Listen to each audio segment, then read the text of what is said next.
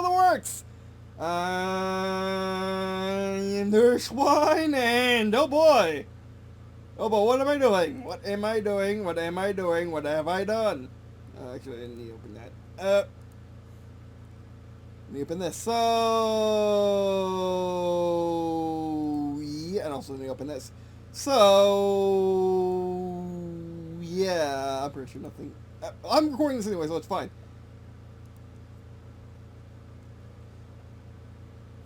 So yeah, which I have seen the dislikes on. I mean, not like on these the things been disliked about it so far. I've seen the dislikes on the two videos me talking about the Russia-Ukraine war, and let's hope it stays that way. Let's hope that NATO ruffle stomps Russia, but Putin has ran nukes, and Russia has always historically been nuke happy, but Putin wants to conquer. You don't nuke things you want to conquer. That's stupid. But then again, there have been reports of civilian casualties that have been made casualties by Russian artillery firing into a residential zone.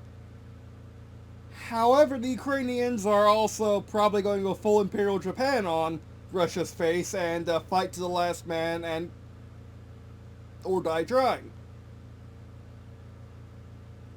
That will definitely stop Ukraine from falling into Russian hands, but it's not going to end well for Ukraine if that happens. We'll make Russia look terribly evil, though, and again deny Russia what he truly wants: manpower, most likely. He has the rest in Russia. Of course, the Ukrainian industry that's been slowly being mixed with European industry. I don't think Putin will ever admit this. Kind of what I don't think Putin will ever admit this, but yeah, he would he might need that. And if all Ukraine gets destroyed, particularly its manpower, its population, and it can't boast Russia's population, probably the actual point in the war, other than Putin wants it, Putin must have it for his Soviet Empire. He has been spying about for the last couple of decades.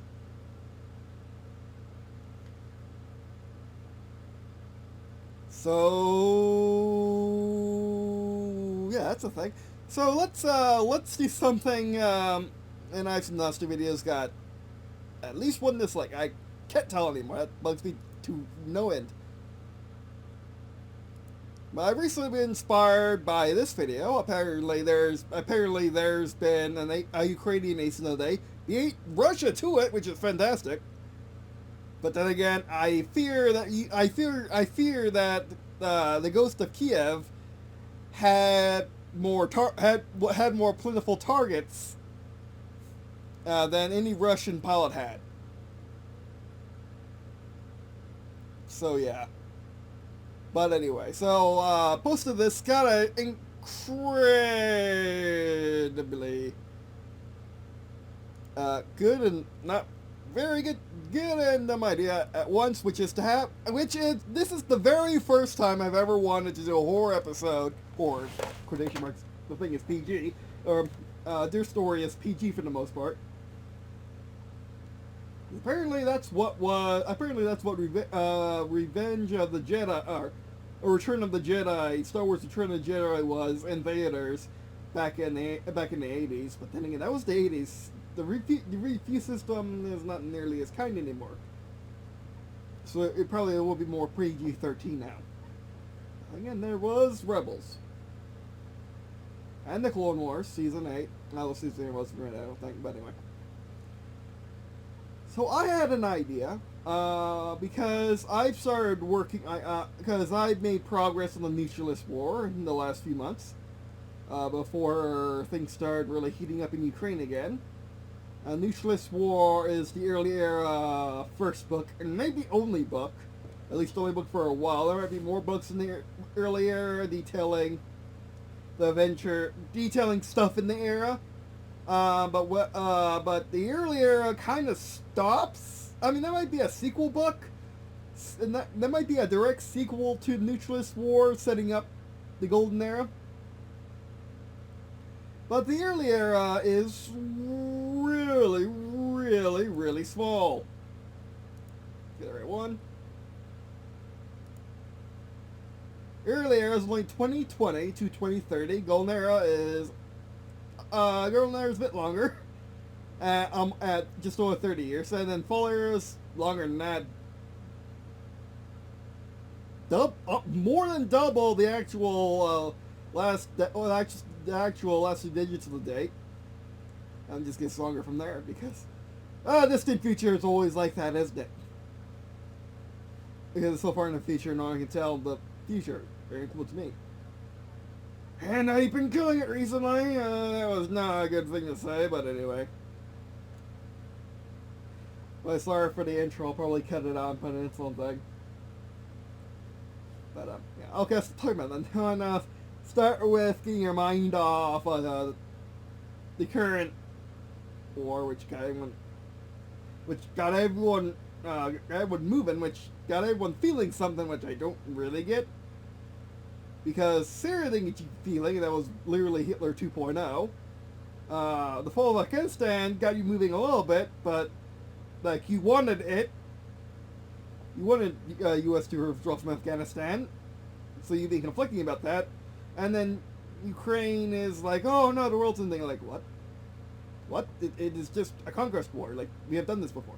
You know, like, going back to this, I guess the intro's not done yet. Like, more to the video now. But we have done this before! Like, most wars have been like this. The only difference now, we're in the 21st century, and we haven't had a war. Read this piece on my Deviant, post on my Deviant Art page, and you'll find out we had plenty of wars in the 26 years I've been alive. In fact, the United States has been at constant war. Maybe a break for like a year or two, since I was born in 1995 and all the way to today. And the United States is in wars in Africa, you know. So, like, I literally do not know the meaning of peace because I have never seen it. I've never seen the United States at peace. Which was a major inspiration in their story, by the way. Bringing it back to there's other works, which has been a major inspiration in their story. That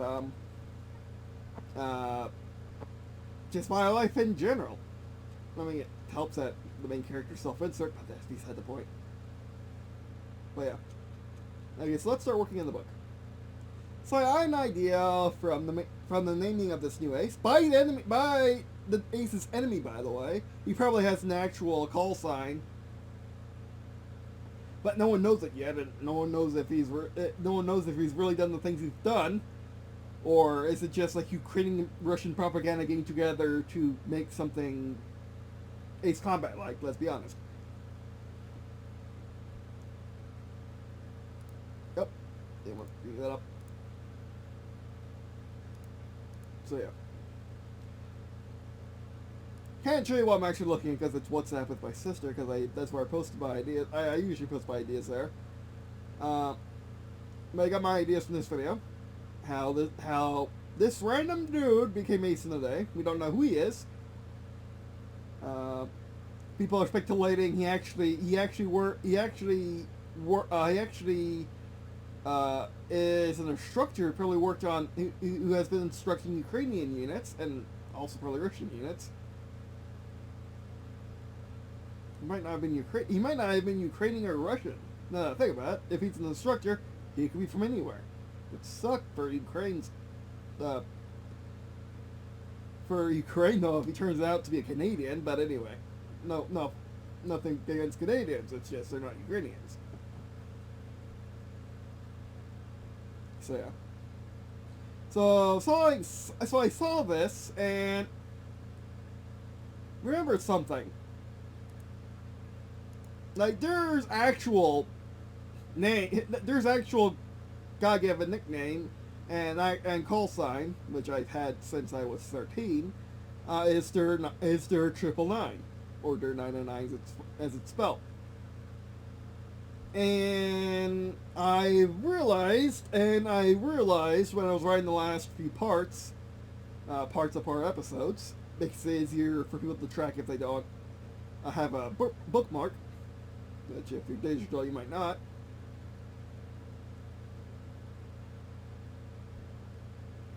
And yes, I called the Admiral of the super battleship Johnson, because why not?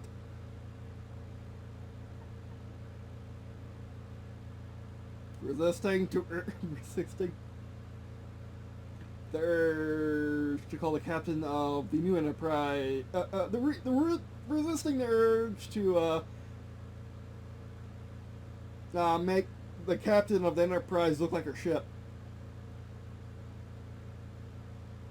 Could happen. It could happen. Just saying. But anyway. When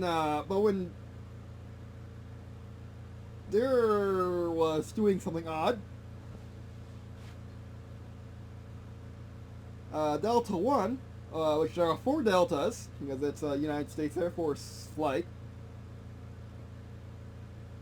that has been co-opted by District Line to essentially be turned into Green and Blue Green and Blue instructors.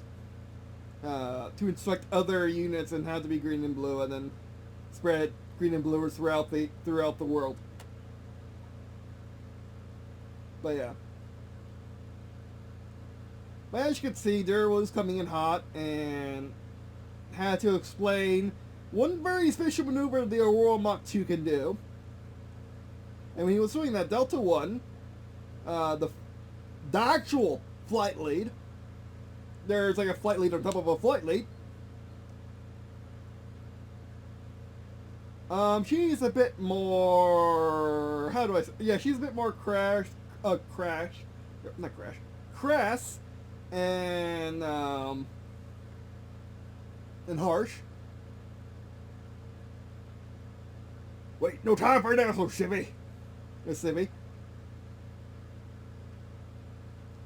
And then there has Delta 2, the nerd, reference what's the third move under the event section of the Alpha's manual, the Death Flower, sir. Wait, wasn't that a joke?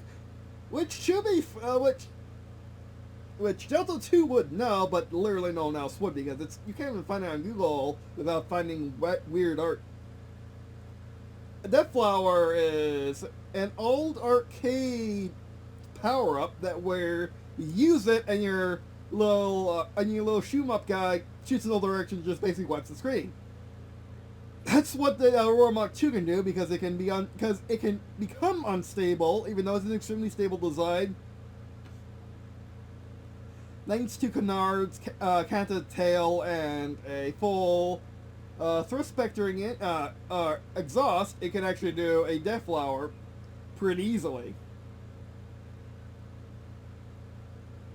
So he does that and finishes off the missiles, which makes the Blood Red Fleet is a massive ground effect formation that has been conquering the Aleutian Islands, the Alaskan Islands that stretch to Russia, and the west coast of North America, as well as Central America,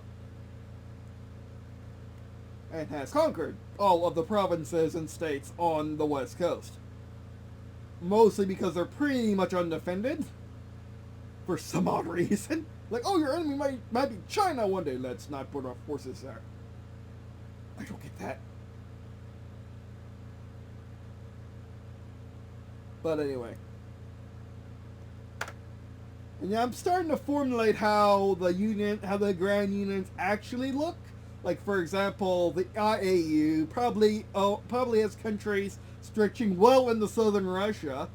Has countries in Central Asia stretching into southern Russia. Actually, no, that'd be more fair to the EU, which would suck for Georgia, since Georgia prefers to would prefer to be in the EU, but oh well, sucks to IBM. Maybe that's a reason for a Grand Union skirmish, in the Golden Era.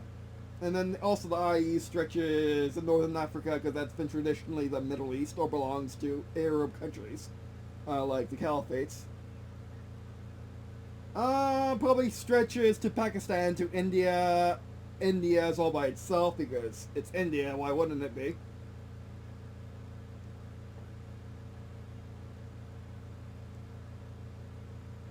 And that's like an example. So the African Union is basically Madagascar and everything in the Sahara and south of it, which is a very funky looking African Union. And they always show the entirety of Africa, like in a modern African Union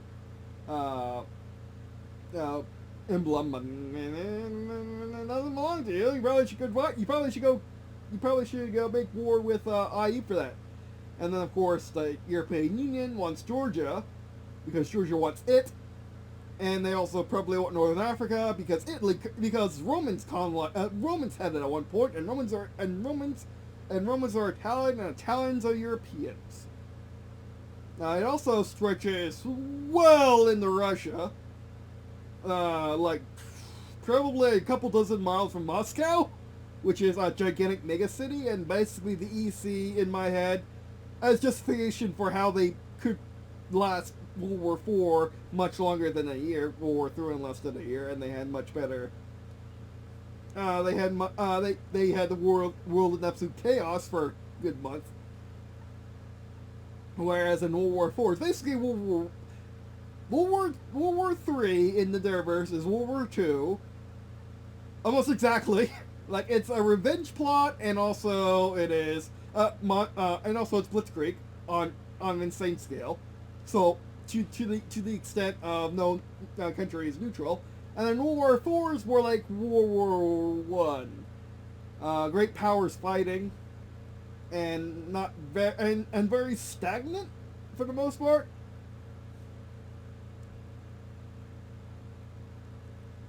Very stagnant for the most part. As the Unity of People's Defense, not Unity of Peoples. That's everything after the fall. That's the Unity after the fall. Unity of Nations, Unity before the fall, which is some point in World War III, and then all the way to the fall. Very special time. And the EC basically wants to break out of being confined to a very sad-looking Russia and China. But they're Russia and China connected into one blob, and they have underground systems everywhere. Probably even running miles under Mongolia. And basically, if you want to try to take the entirety of the EC, all of its insane machine population and human population, because they somehow convince people to breed again, probably because they think it's the apocalypse, and they're living in a post-apocalyptic society, the rest of the world's been destroyed, somehow. Doesn't exactly matter how, because it's all propaganda anyway. And it all gets ruined by the EC wanting to expand in World War IV. Kind of like how Putin's propaganda is gonna spoil as soon as he dies. Like, he's convinced the people of Russia. He convinces loyalists in Russia that they are the good guys. They do good things. The West are the bad guys. We're fighting a just war. Okay, once we die, wouldn't they just give Ukraine sovereignty again? Like, why wouldn't they? Why would they not join NATO? Because if what he said was true and the West stops being aggressive because you stop saying they are, you stop lying about it, then what now? Because as far as I know, which it might be unknowable, Putin may have an heir, he just never told anyone about it, probably a smart decision. No, that's not a smart decision. Putin would know what happened to. Putin would know what happened to the early Soviet leaders, and basically the rise of Stalin. And I guess the question is, would Putin want his successor to be a Stalin or the other guy? I forgot the other guy's name. The other guy that Lenin wanted as the successor. So, yeah, that's a weird thing. But as far as I know, Putin has less of a contingency plan. For his death than Genghis Khan and Muhammad combined. Well, Muhammad had some sort of plan, but it all got ruined for the same reasons the Soviet rulership got ruined. That people, well, they got probably worse. Yeah, way worse. Yeah, way worse than how the Soviet continuation plan after Lenin got happened, because the two sects who promoted the two sects of Islam who backed different heirs to Muhammad are still killing each other and really hate each other right now. So, and helps prevent democracy in the region. So no, I think that's worse than the Soviets.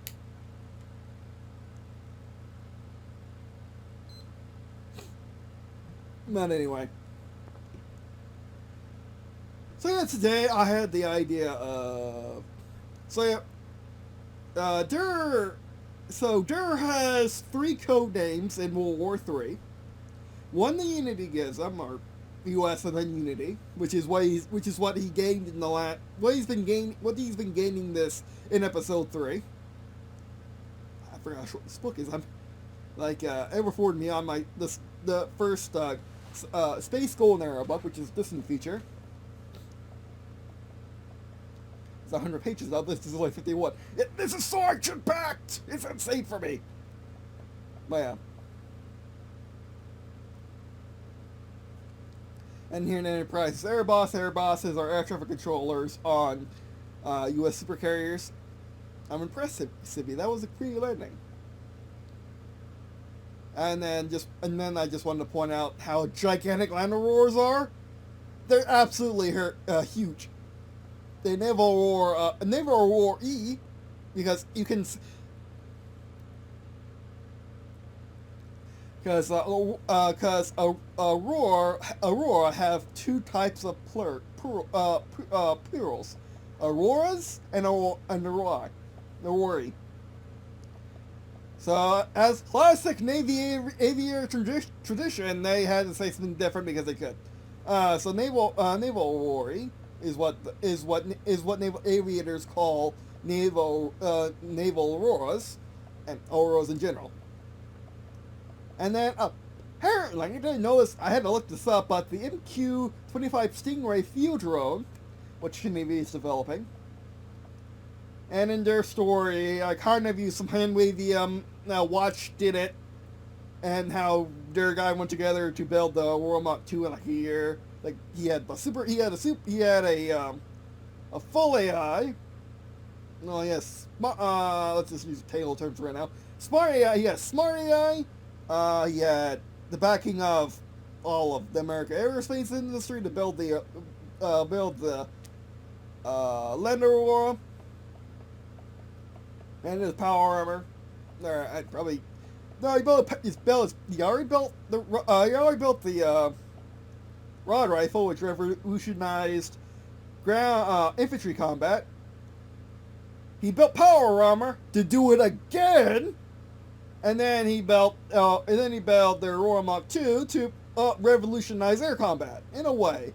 Most of it doesn't change because you need the peasants down in the dirt or in the middle atmosphere, fighting each other, doing things, getting shot down, whereas the elite knights are doing it out on edge of space. And I mean, there's also spacecraft, intercontinental space planes, and actual space planes like that can go in orbit. Intercontinental, in their story sense, just simply means suborbital. And then you just say space flying if you actually can go in orbit or beyond. And the Aurora's job, which was theoretical until World War III, was to basically sit in between spacecraft and normal aircraft, and be able to dive down on the normal aircraft and point up and engage the spacecraft.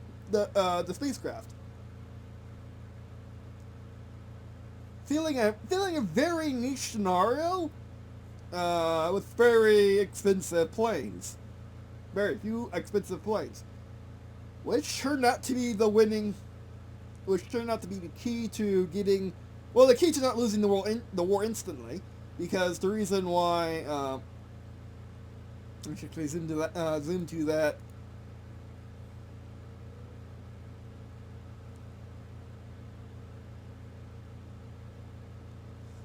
to one of those pages.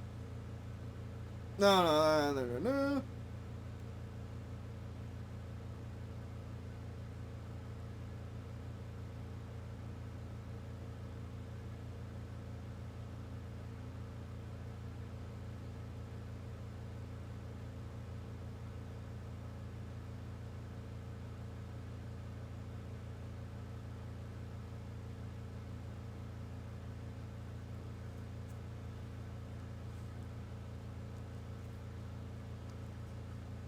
Yeah, so what helped give France the U.S. East Coast, not including the U.S. East Coast and Southeast, and Japan, the ability to defend themselves early in the first month in the war, and what basically won the war. I know I say this a lot. I know I say this a lot. Because I find it, I like saying it, because it's cute. It's a cute concept.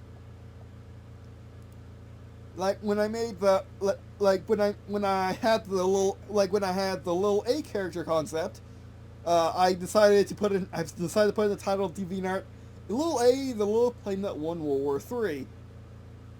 In reality, it didn't really, but what definitely did win World War III, if any one thing can be said to win World War III, was the Aurora Mach 2 being deployed where it was. If the Aurora Mach 2 was not in Japan, was not in Washington D.C., was not in Florida, was not in France,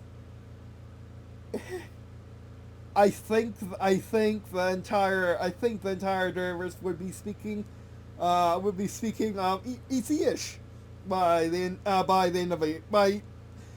of a few months, let alone being able to win World War III in a year. Because what the key to victory was stopping the nonsense intercontinental transports, bombers, and fighters from just constantly doing a loop from China to Japan, over the Pacific, to North America, over the Atlantic, to Europe, back to Russia, landing in Russia, then flying over Mongolia, which Mongolia in modern day is not that great. Moving to I like Mongolia though. I like the history. I like how much they try not to be consumed by Russia and or China and or both. Takes major somethings to sit in the middle of two very powerful countries at one point in time and not die.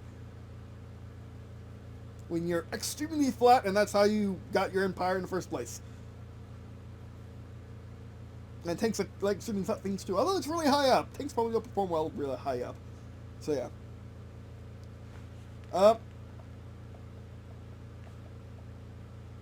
But anyway, and then get transported probably through Mongolia get refueled. No, they're intercontinental space planes, which means there are normal planes. Because how I make intercontinental planes is by strapping a jet engine and a rocket vacuum breathing engine together. In this case, I think I more or less decided that the early EC space planes have rockets to go with their jet engine, so they can gain out. Basically, they can level flight into an orbit into that higher atmosphere, because not using your wings to get into space is stupid. I don't know why people do it, but anyway, I don't know why people dismiss it. But like, why do you ignore the atmosphere when you could use it? Like, why? But anyway, so you use your wings and your jet engine to get an atmosphere with good fuel efficiency. Then once your jet engine basically chokes and flames out, you switch on your rockets, get into a suborbital, or you switch on one pair of rockets, boost into orbit, boost the suborbital trajectory to go over where you need to go. So you can easily put external tanks on them, and they can go to China, get stacked onto a booster and then launched into space in one fell swoop. Again, using their engines as they get higher, using their engines to do the ballistic curve, and then once they're and then only sparingly use their rocket engines, because when they have to use their rocket engines, they're probably solid rocket motors and only have so many, and they only have a couple, and they only have like up to 4, maybe not even that. Yeah, let's say 4, so it's not 3. They'll probably have only four times they can re-get into orbit and get away from whatever they're fighting. Which, to be fair, the intercontinental bombers and transports don't care about that very much. The fighters do, though, because they have to fight in atmosphere with the Mach 2s and anything else. Although the intercontinental bombers can just... the intercontinental bombers, I, again, kind of hand-waved. It's not that important, you know exactly what they're doing. That might come from, like, ECs. That might come from a mix side of the story. Yes, Mix. Mix. You know Mix has been watching my Deviant Art. This guy. He comes... I decided he was the first... ECI Dur ever met when he captured an intercontinental. Sorry, my nose is stuffed up. When he captured an intercontinental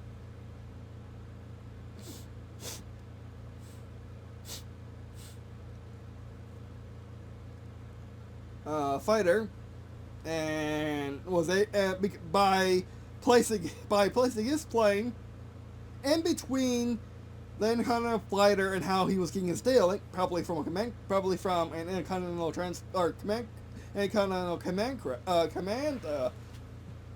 command plane or space plane, and spoofing that connection to make Watch jump into the intercontinental fighter Mix was in, and then have Mix effectively shut down, and then just take over the fighter, and then have it land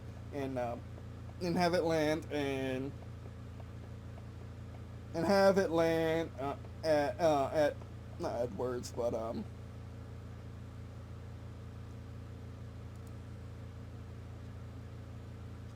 and have it land at Langley Air Force Base in Virginia.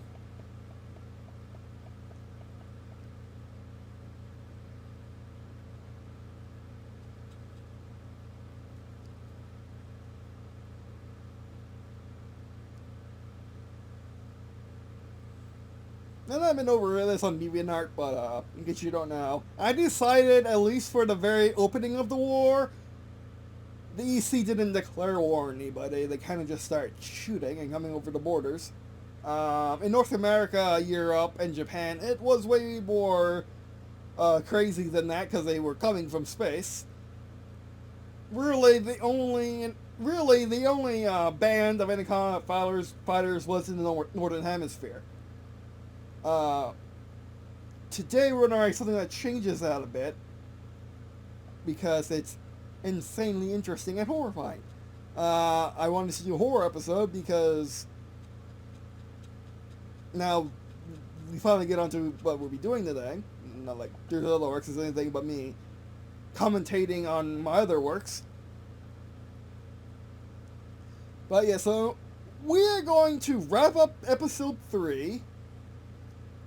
We're going to have Dur's landed on the 4-class carrier in his Land Aurora, which can land on 4-class carriers because it's so stable and has so much pitch authority. It can basically Cobra over the deck and complete the Cobra by slamming onto the deck. And Land Aurora, which I discovered in Kerbal Space Program at least, which they do look completely different than the canon version. The canon version looks like this. That's in the Aurora Mach 2. That will be a Aurora Mach 2C, which for the new, the 2D, 2.5D, although oddly the 0.5D is actually the background, not the thing. Flight sim game thing I want to work on in Unity. I need to figure out the model numbers. So the model used in... Oh, sorry. Oh, no, I could be. Great. I cannot record those other works since it's series where I'm recording and not streaming it.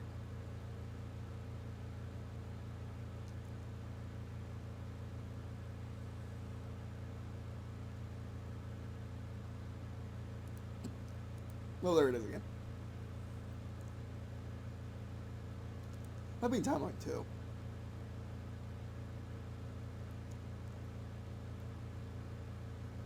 Don't remember they're not down anymore. Sure, down. Well, the Aurora Mach 2D came out and... Oh no, I did write it down in the game notes. But Aurora Mach 2D came out, and this is their first timeline. Should be around here somewhere. The Aurora Mach 2D, the Hyperfighter, came out in 2059, and I decided to have the Aurora Mach 2C come out. Be the token, or be the main fighter for Green&Blue in the 2040s. Be a fresh craft for the main chunk of story for this line of books. For the Dur story Everforward and Beyond line of books. And then there wouldn't be a designation in World War III, but right afterwards it'll be A, and then I'll get B in the 2030s, and then C in the 2040s, and then D in the 2050s. Oh, that's perfectly fine. That's perfectly fine. I might need to remember that, but anyway. And like all advancing model numbers for aircraft, it's avionics and just equipment like the AA stealth, which is advanced active stealth, which means complete invisibility, bending light nonsense or whatever. And well, in their story, it's not bending light. You basically get sucked. You basically envelop yourself in the bubble of reality, and light passes through you. So you can still easily see, because it's going into your eyes, it's going through the bubble, into your eyes, and then out the other side. Active stealth is the more... is what we have today for doing stuff like that, where you're either bending light with physical objects, or you're copying the background onto your foreground. To make it look like it's not there. And stealth is just camouflage, you know how that works. But yeah. So they're just landed the Land Aurora onto the 4th class Enterprise, which was rushed to production like everything else in this timeline. Was rushed into production, and this is CVN 80. I think the Enterprise is I think the 4th class Enterprise is supposed to come out in the late 2020s to 2030s. It's supposed to be fully deployed by 2040 for sure. But as you can see, it's fully deployed by 2024 because of Watch and getting everyone to work together. How nice.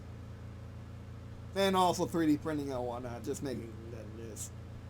Kind of hand-waving how we get the cool stuff in World War 3 without waiting for a better time, because I like 2040 being the future date, because it's always been the future date in my mind ever since Ace Combat 3. Ace Combat 3 takes place in 2040.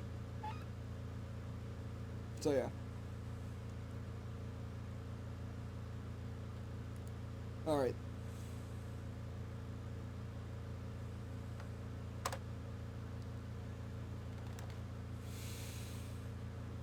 Now, what was Dur doing?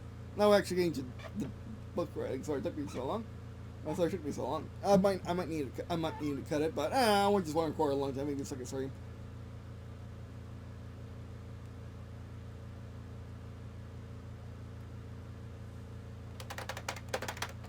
Leaning back in his seat.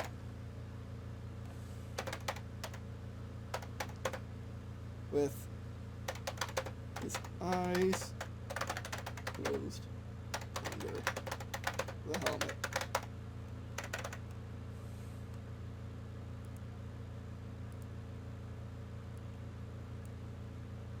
I have an idea.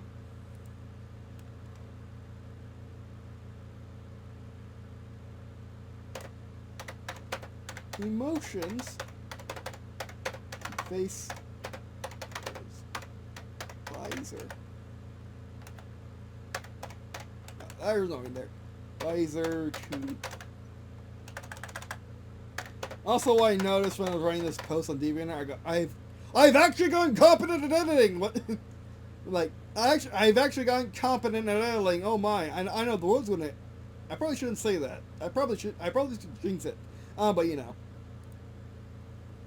Which would be hilarious if I finally got competent editing, could actually release my bugs without an editor. Competently, that would. I could make a second edition with a full color, a full picture cover, maybe some pictures for the chapters. Oh, that'd be fantastic for my first book. And just have a complete re-release. Maybe have a Kickstarter, go to a local printing press and actually make physical copies and sell those to people. From the Kickstarter, as well as have just some laying around to be sold on Etsy or whatever. But yeah.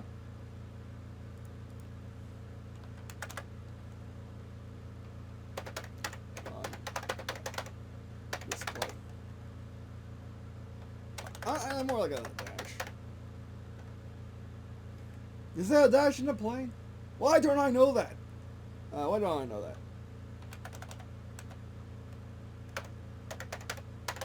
Now, the Euromach 2 is a hybrid system, so it's both analog and digital. So if your digital stuff gives out, or whatever, you still got analog stuff. I don't know how much use would be at hypersonic speeds. Maybe it will design. Actually, you can design anything analog if you try hard enough. But still.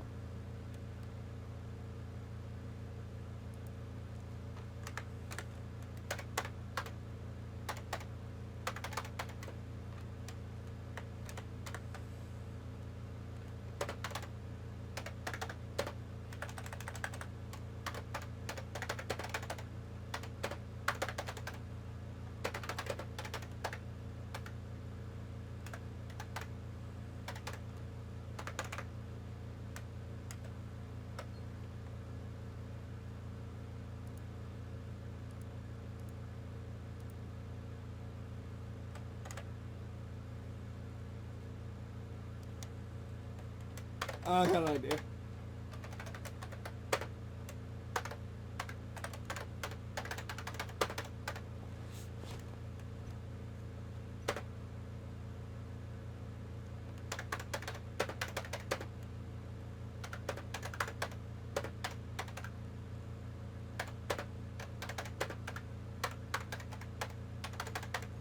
At least we know for a fact, at least what we advertised as 1/3 the Earth's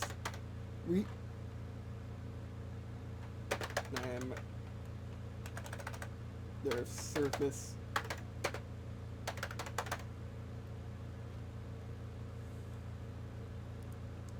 I gotta say that a certain way though, because he already knows he can go 1/3 at Earth's surface because he's been doing that constantly. The Pacific Ocean, for all minutia, whatever, is 1/3 of Earth's surface. Go back and forth, and he's been going back and forth between San Francisco or the U.S. Air Force Base in California. That's mainly a U2 base, U2 and support base, or just support base in general. Going from that in Northern California, across the North Atlantic to Japan, to sail some planes to Japan, then back, then to Tokyo, Japan, then back, and then to Seoul, South Korea, and then back. And when he did that, that's when World War III started.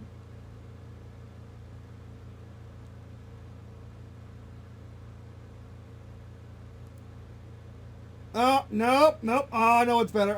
Instead of saying something so frank, which to be fair is the Green and Blue way, let's say something more catchy.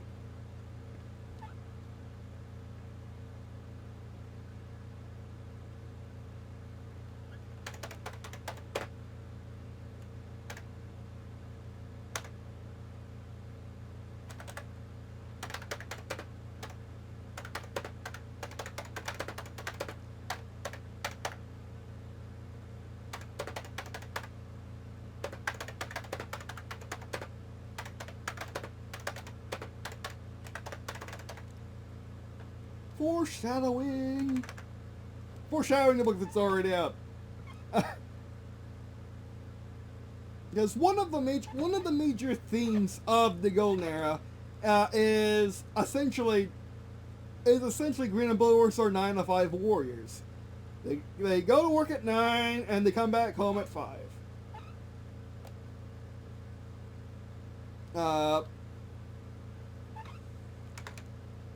And halfway around the world is much more realistic for the war to fight than if it's using Afterburner. Because Afterburner sucks so much fuel, even in Auroras, with their freaking almost unlimited magazine compared to anything else. Besides the A10. The A10 in the war could probably have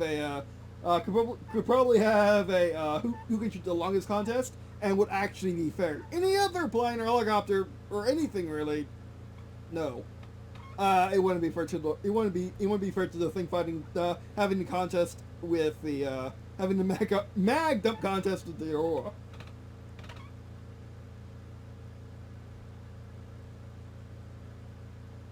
And then this is a direct quote. And because it's a quote and a quote, for the main quote I used the double things. The quotation marks, and then for the inner quote I use a single quotation mark, just to make it easier. It's my own format. It's a thing.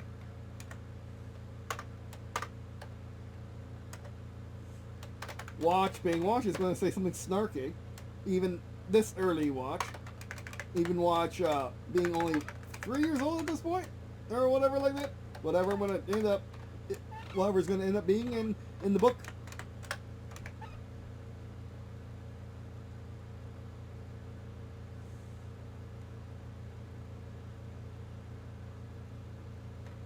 Oh, yeah.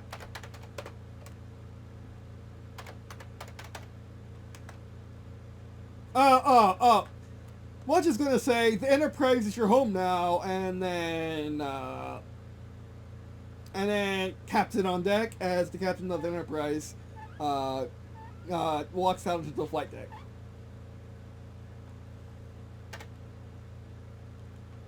My word, this actually works now. It didn't work before.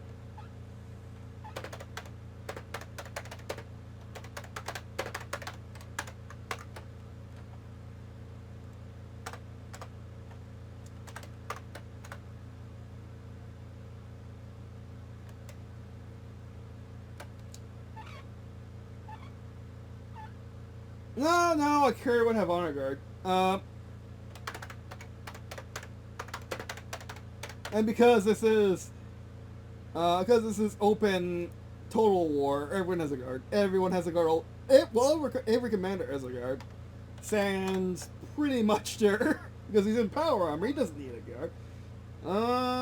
If you get to the actual thing on the right tonight, then it's gonna be a problem. But anyway.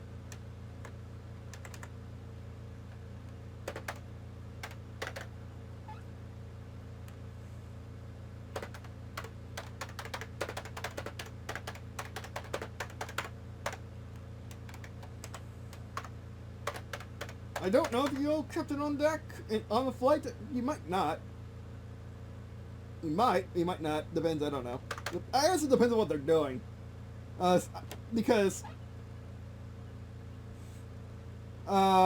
this captain might have size issues to go over ship. I mean, it's a forward class. It's actually technically smaller than Nimitz. I didn't know Nimitz smaller than Nimitz. They should have made like an inch longer. But anyway.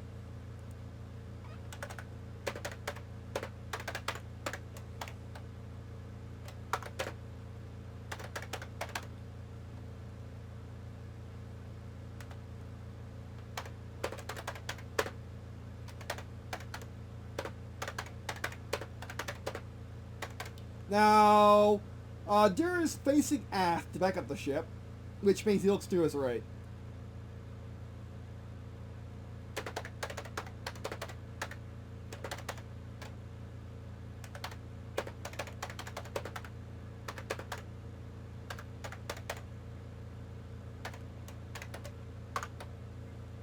Oh, that's not cool.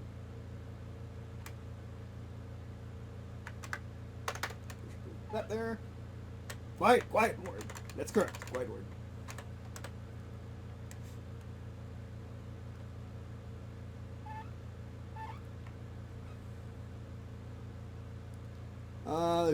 We make this do better. I'm a bit confusing. It's a little confusing. Kind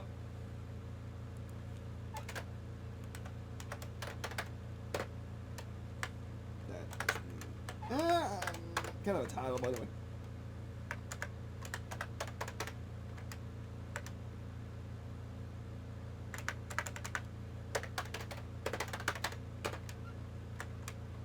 We would be using the offense salute.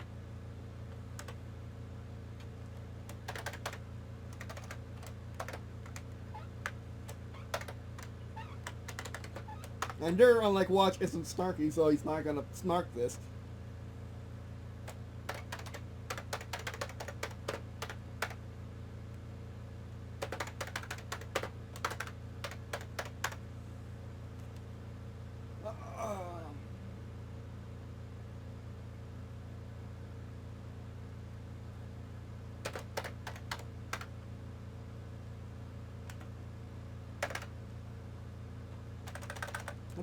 That's a first name.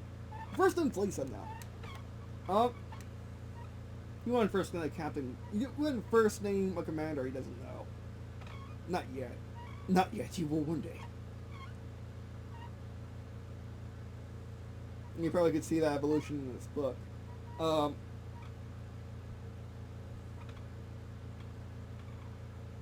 Actually, you just say permission war captain.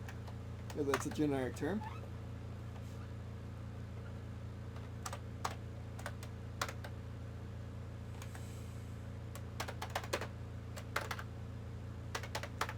Refused to use the word lady.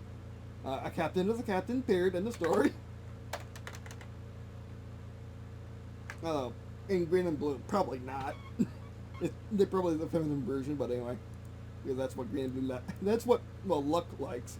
So there's probably going to be a feminine version for anything when she's involved. With the naming process.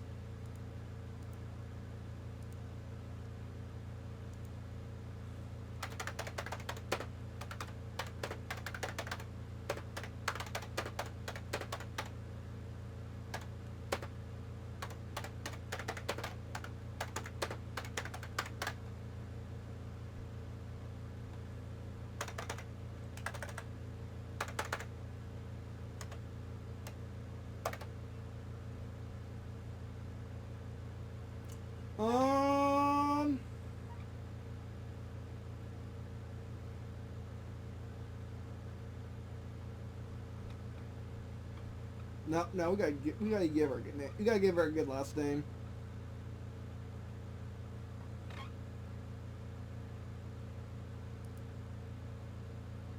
Tori's again is a first name.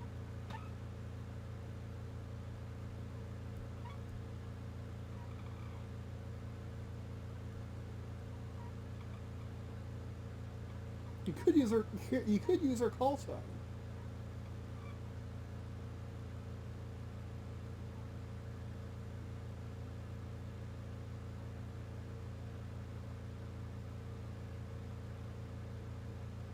He could use her call sign. All modern superhero captains are aviators, for the most part. No, I'm pretty sure that's a definitive statement. They're all aviators, helicopters or planes, any plane that is, naval. They can take off an ion carrier. And they just go to nuclear school to learn how to captain nuclear carriers. Because they must know everything.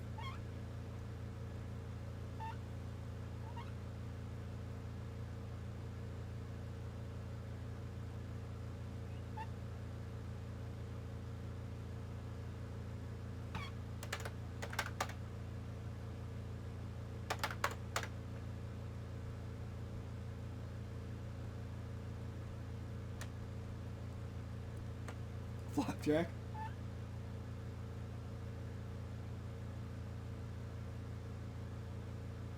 Yeah, it could be that she's really talkative, and it could be that she's really talkative and haughty, or how you say that word, like really not posh, but like she's talkative and now, like she's talking and really, not arrogant. No U.S. captain should be arrogant. Some might be, but they probably keep it on the down low. But it's all about herself, and she happens to look like a carrier. So yeah.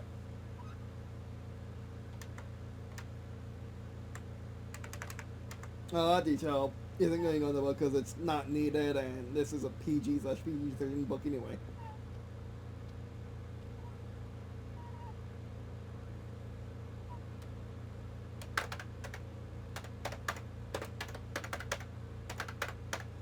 And you should get why she's called Flap, at least in the that part of her name instantly, and then you might get the joke later.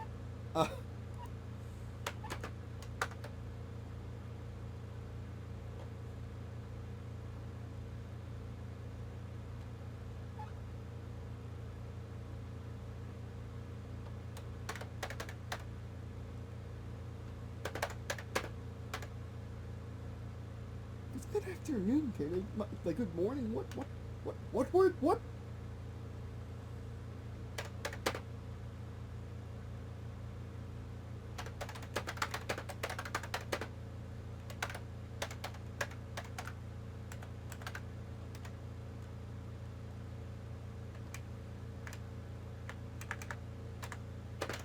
Yeah, they would have. They wouldn't have. They wouldn't have landed. Or they wouldn't have landed Rory on not Pearl, but Fort Air Force Base, or whatever it is. I'll have to figure that out later.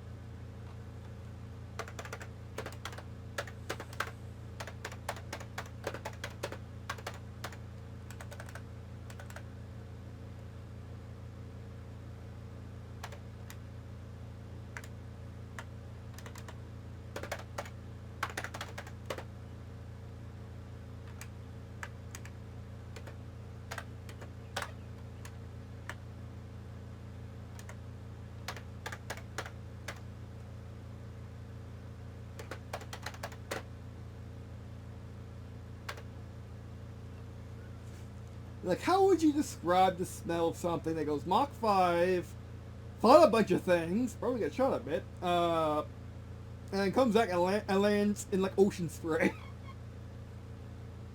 In a positive light, like, the auroras are made out of not tiberium, that would be weird, a titanium plastic ceramic composite.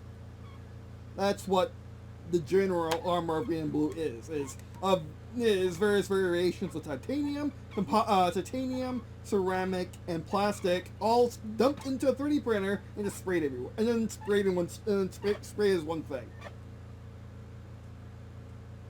Because watch, it works. Because watch, it made it work, and watch and all development made it work.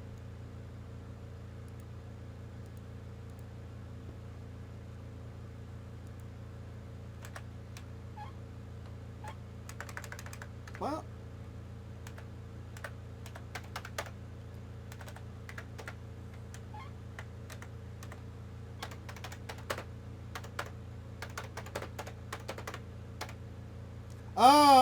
coming up to what I was saying about writing, this is going to be one of the other bits.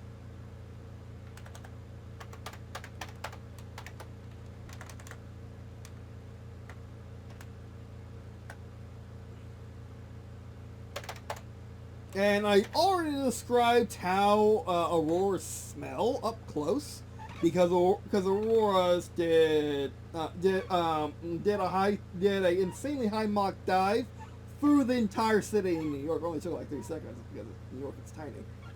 Drop bombs got out before getting annihilated by a million missiles, by a million air missiles dislodging or helping remove the EC foothold in Central Park. How did I forget that? In Central Park, and just New York as a whole, which would have been very bad if they actually built up an entire base in New York City, occupied it completely transformed it into a gigantic. You don't want to touch this thing. And then we're able to deploy troops from China and Russia, because they fly both ways. They fly from Russia to China, China to Russia, over the northern hemisphere, and then just basically able to break the defenses of the most heavily defended part of the country, the east coast and the southeast, because the crazy National Guard that the South contains. In each of its states, which is just bonkers compared to the rest of the states. But yeah, the East Coast is so overly defended compared to the West Coast, which isn't. In reality. To be fair, we haven't expected, like anyone to come over the oceans and come take anything, so it's mostly a fair thing that everything in the West Coast is for support, really, only. Like, you got your training bases, you got the research bases, you got your support air bases that you're supposed to send people somewhere, you got your training, you got your normal bases just to hold people in the state, and whatever, but yeah.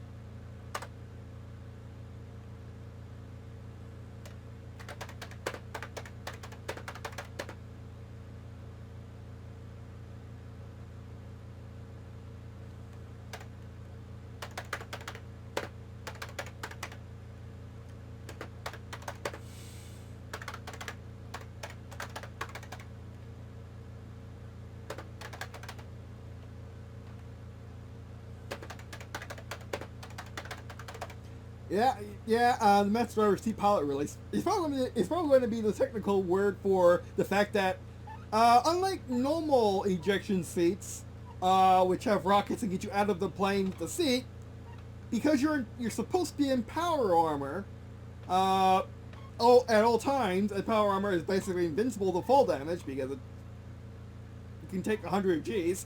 If it can take 100 Gs, you can probably fall from Jupiter and be just fine. But anyway, onto concrete, fall from Jupiter all that way and hit concrete just fine. But yeah.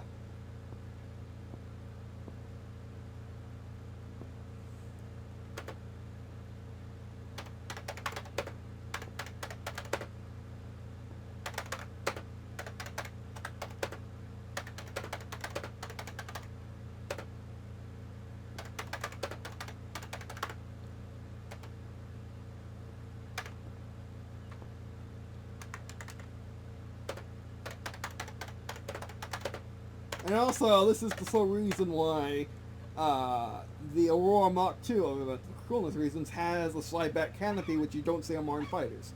There's a slide back canopy, so you don't need to eject the thing, because you're flying at high speed, you can just throw it back and then eject. Again, you're in power armor, what's the freaking wind going to do to you? Power armor that can resist energy weapons, because of course it can, it's over. Green and blue power armor is overkill, so yeah, I can resist laser weapons which don't exist yet. Which barely exists in the set, which barely exists when the power armor was invented. And its use in space was very controversial too, because you're going into space with power armor? Or why do you need to go into space with power armor? Why do you need to spend all that money on gold visors?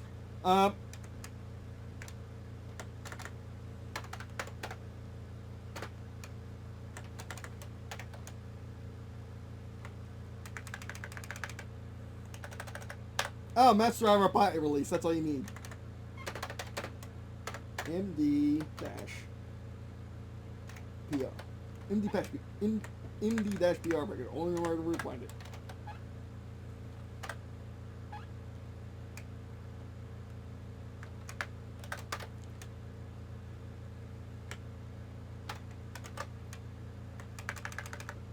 I don't want to say shoot. Oh, what's going on? What's going on?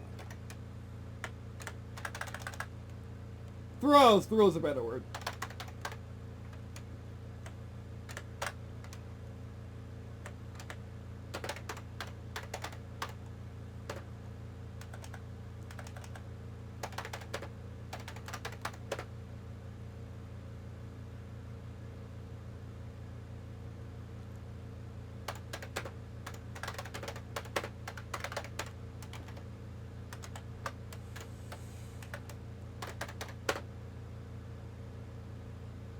It's where salt's being flipped to the side, right? In air. Nah,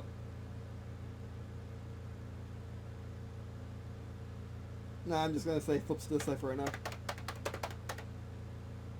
It vertically flips to the side until I actually figure out the acrobatic word for it.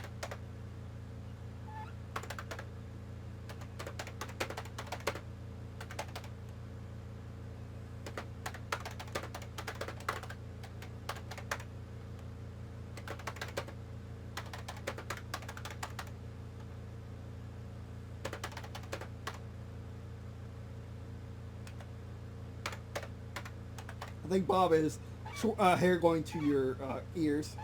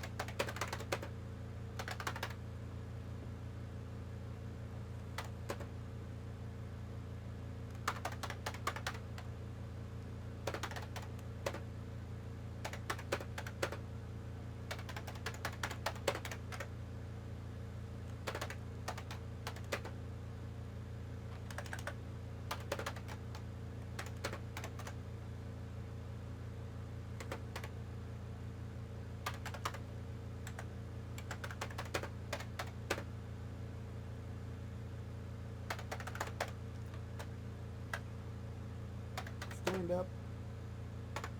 Both.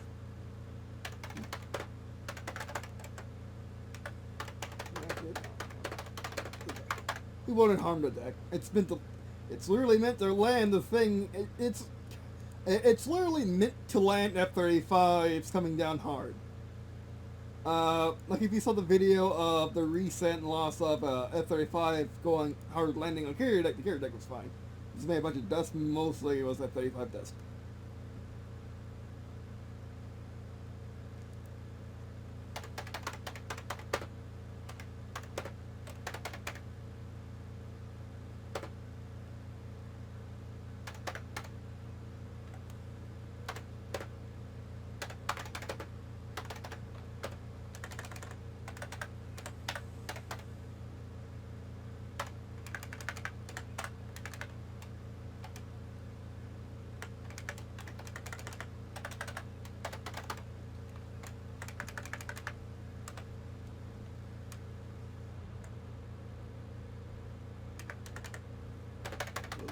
position.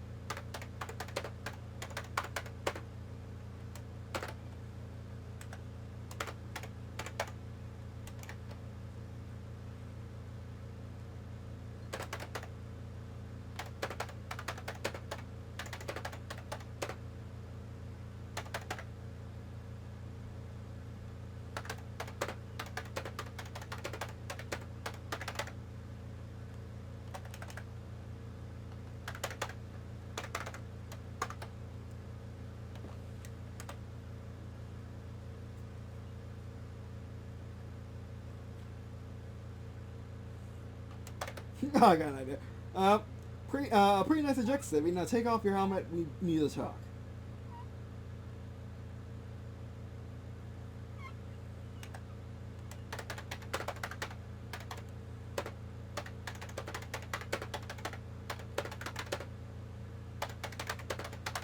Here, takes off his helmet and turns the front face and turn. Oh, the front. What the front? Use the front. Here, use visor.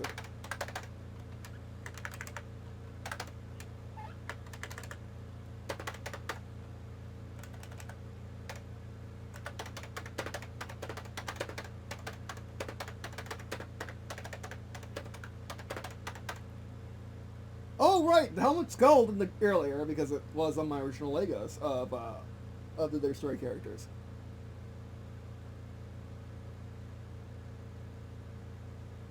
So the learning silver.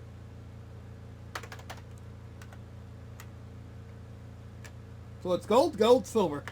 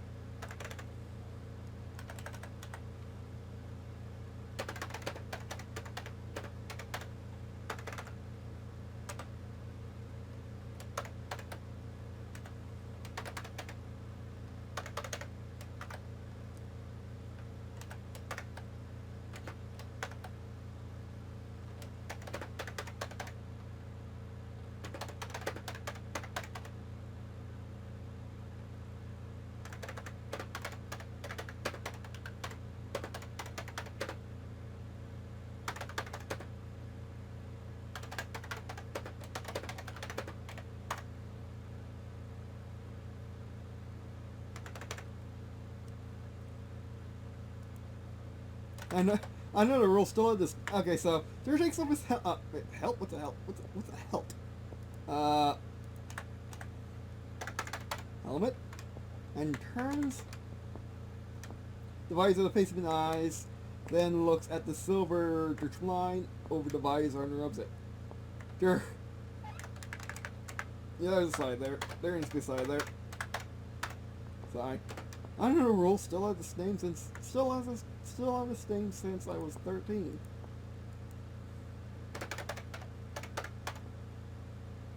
Bill. my company with it.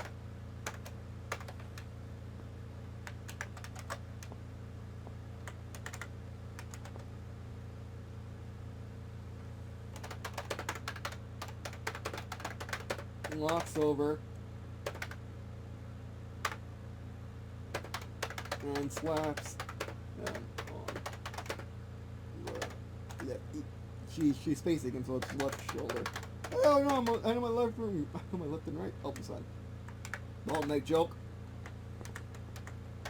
Still on his left shoulder. Oh, I do now. Okay, good.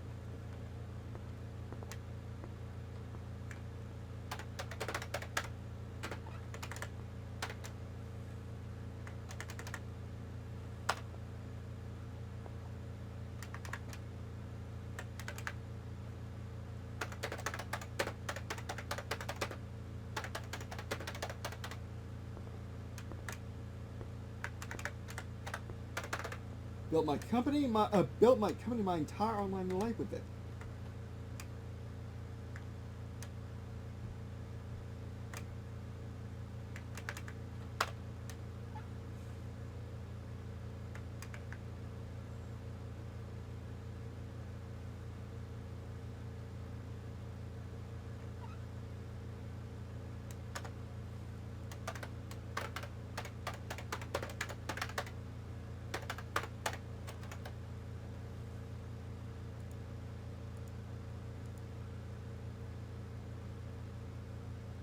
Oh yeah, she probably has to be short too.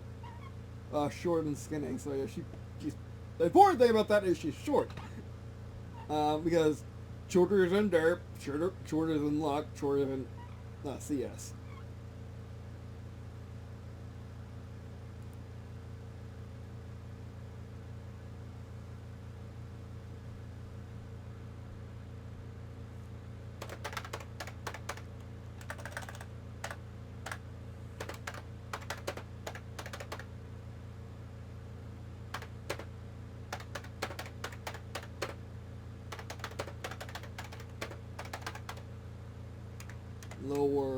Lower distracted eyes. He's looking at the helmet. Down. He's looking at the helmet down.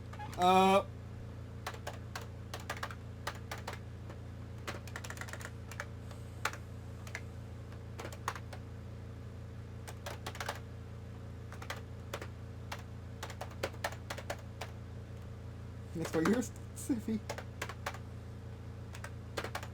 You don't follow our rules.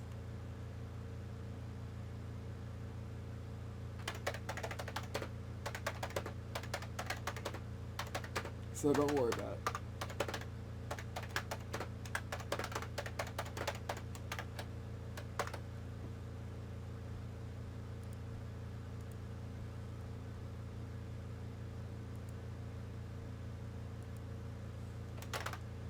She's really... I'm writing her is really sweet. Might stay that way too. Probably will stay that way.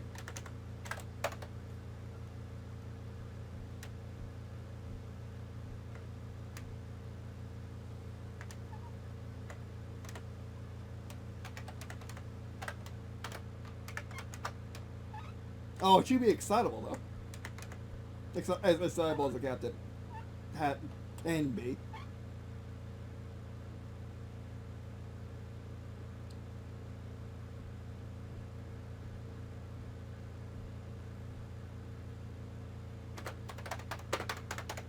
Smiles. Perfect time to fade to black.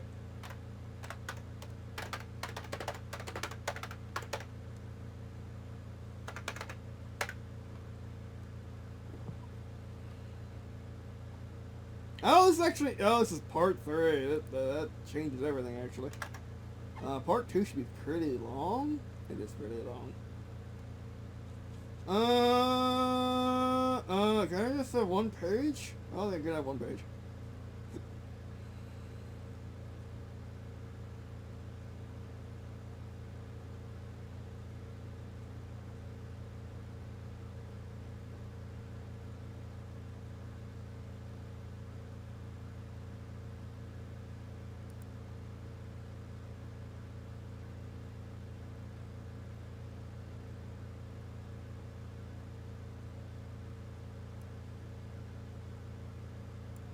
time update, because time passed.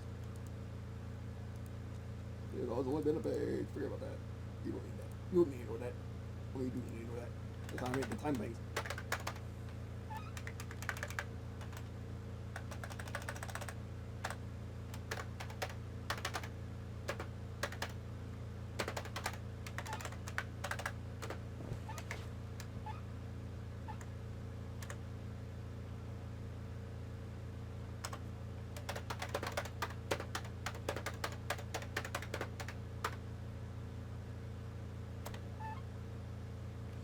Think about this for a moment after the sunset. I don't know.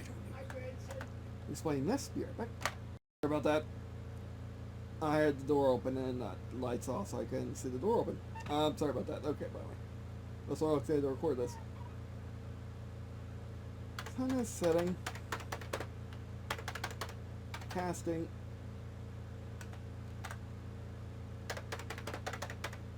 Long shadows past the ships.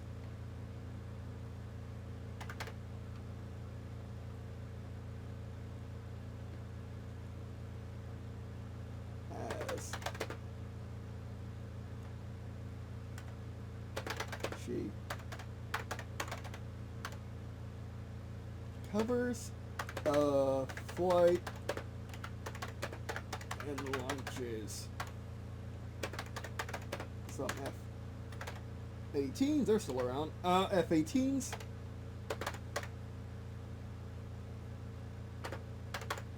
Scout.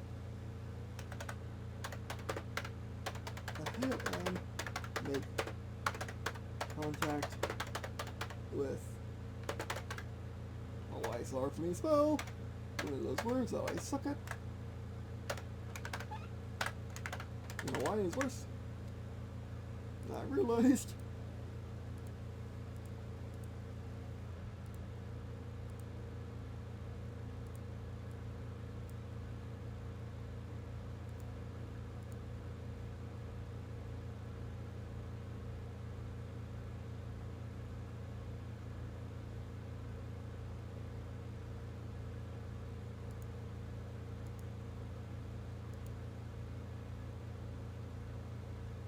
Oh, she definitely has more. She definitely has F-18s from having lost of the Nimitz. Yeah, the Nimitz was lost when the Pico battle group. I'm actually pretty glad been what's my name press? Okay, over here.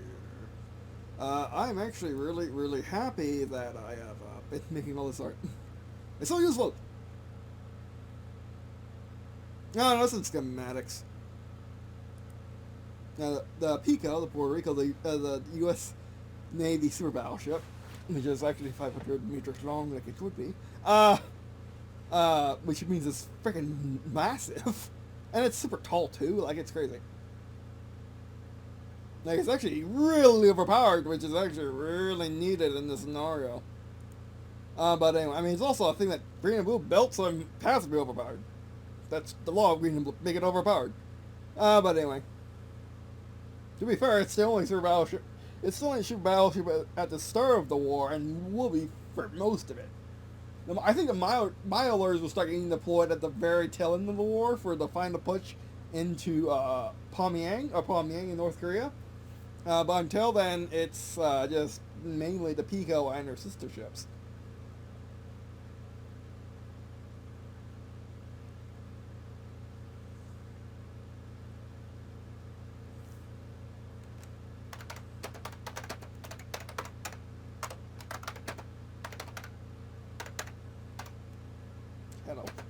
Rests.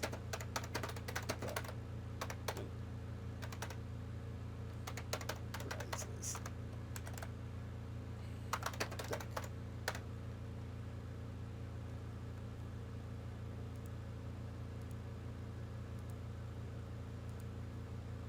Now I wanted to place it there, but they're not going to work with how I formatted this.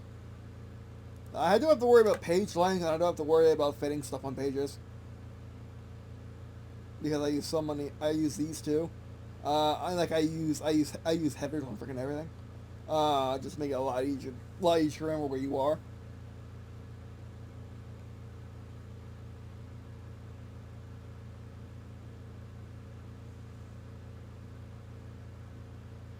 That is not how you spell that. That's better. What FAA change do we have now? Or we'll have in the future. We should have something. Would it be pretty advanced? Yeah, it would, because it'll be on the Nimitz, escorting the Pico and escorting the new Enterprise. What is your new model to go there? What's your new frickin' block number? Whatever the frick it is. Yes, very voiced.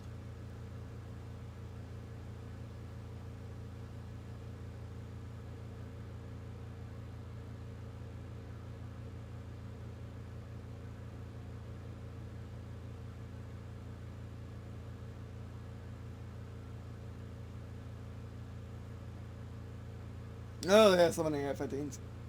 Only squadrons.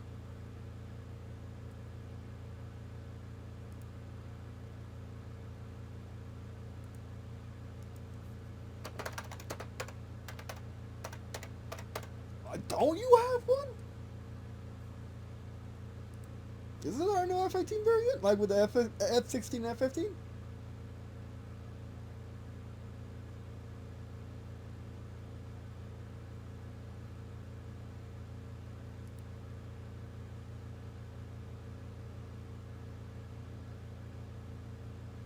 Oh, Wikipedia states them as two separate planes, the Super Hornet and Gnome Hornet. That makes sense.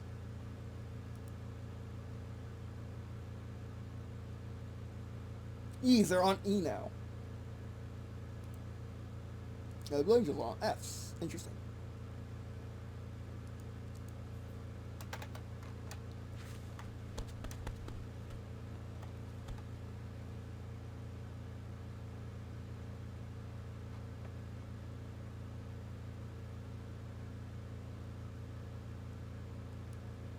Just Hawaii in general, because it does have air bases on it and all over the place.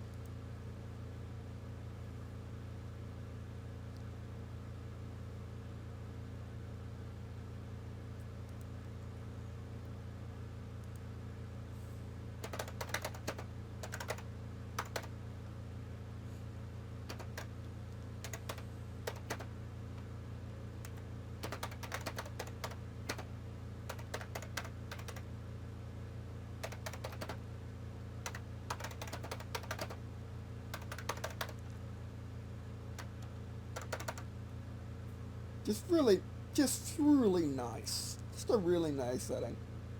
A really nice picture I'm painting right here. The sun is casting long shadows past the ships as the Pico's shadow rests on the Enterprise's deck as she recovers a flight.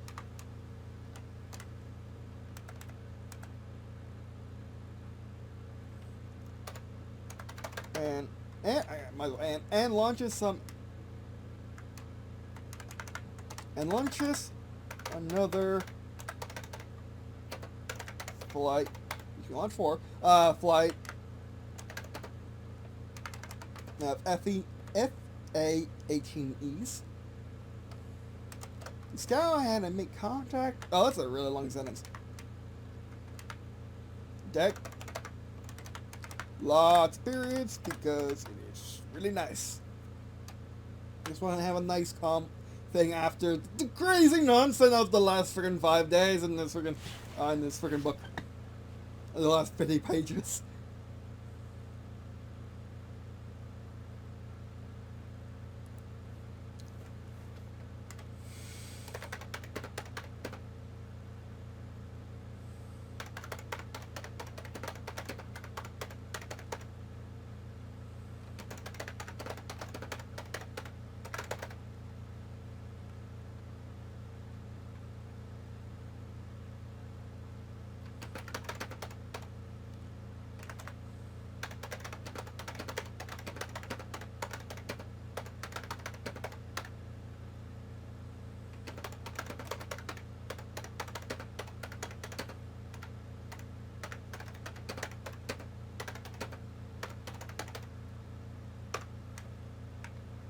No, we must call the captain. Sure, it is the love universe.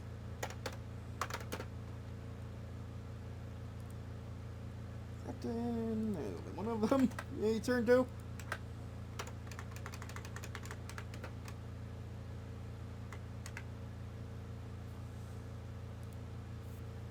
2 turns.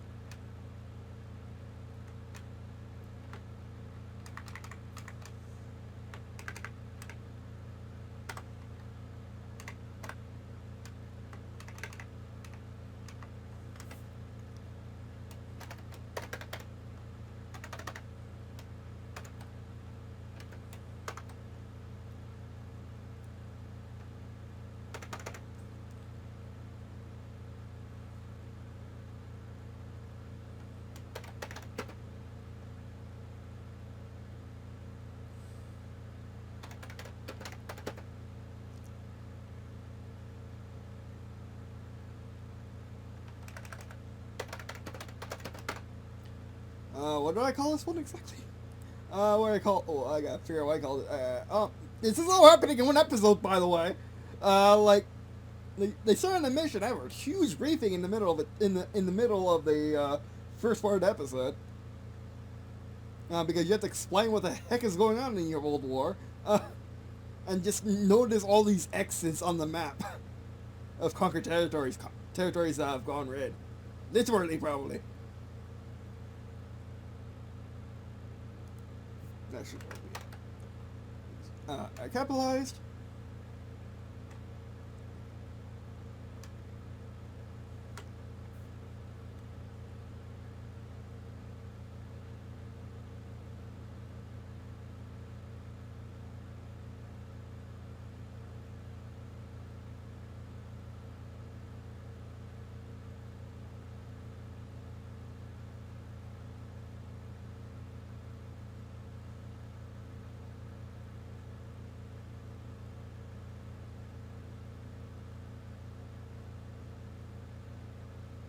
Battleship Belgium.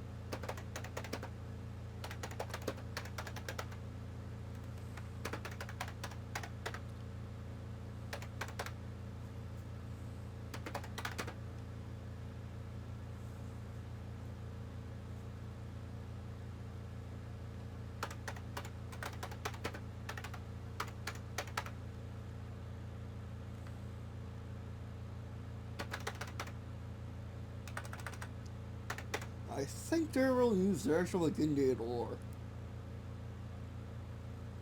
June 1st, 2024.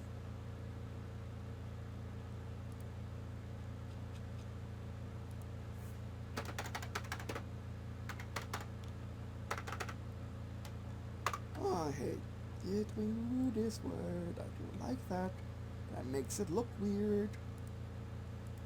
I don't know why it looks weird to me, but it just does.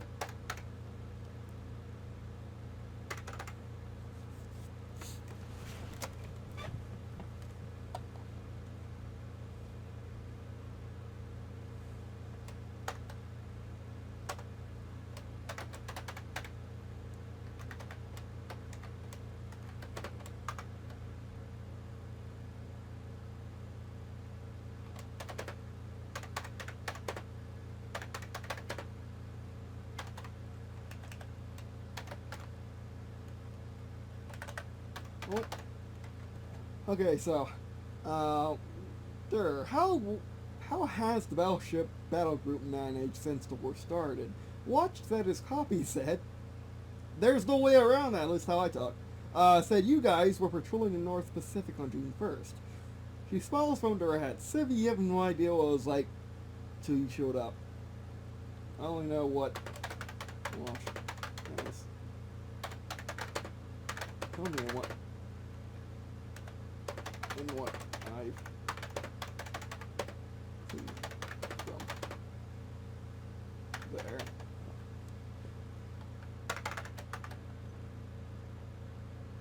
I only know what Watch has told me, and when I see I can even narrate now. Interesting.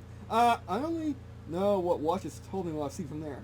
Oh yeah, by the way, I finally got my roommate crate ever since my mom died. I haven't been able to get it, and I was supposed to get it that month, and now it is 2 months. It's a month. It's a solid month between when I should have had it, which is every 8 weeks, and when I actually had it, which was today. There's some complications with my heart rate being with blood pressure being way too high. So I couldn't get it at risk of having my heart explode. So yeah, that'd be a problem. That's a problem. But anyway, I'm feeling much better now.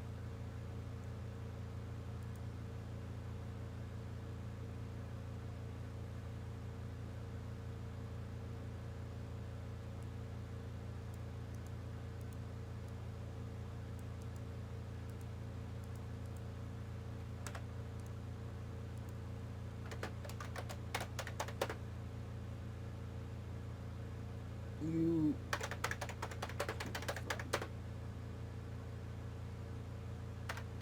enable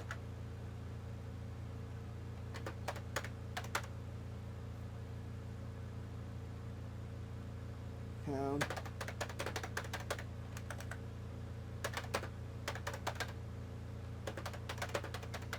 see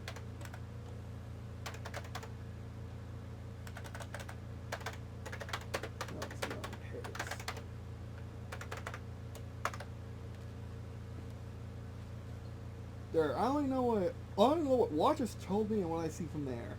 Captain Flapjack.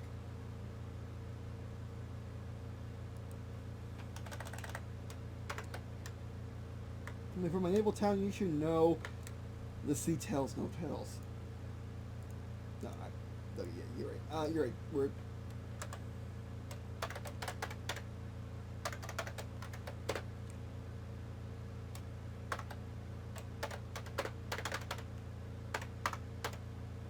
does it? It does it, but you do.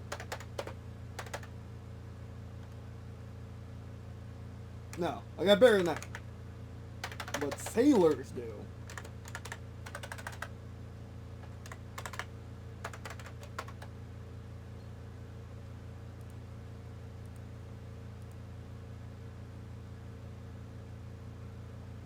Coming from a naval town, you should know the sea tells no tales. It doesn't, but sailors do.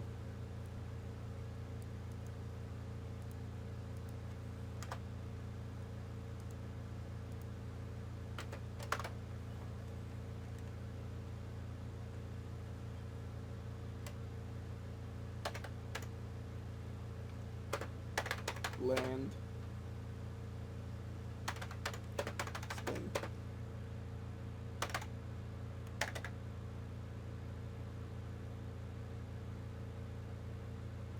Well, then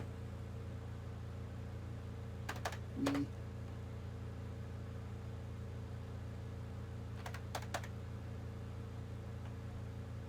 are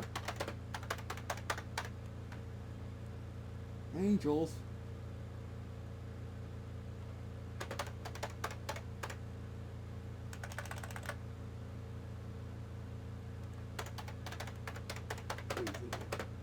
Over.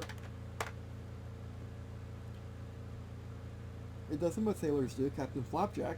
If land has been held, then we're the angels freezing it over.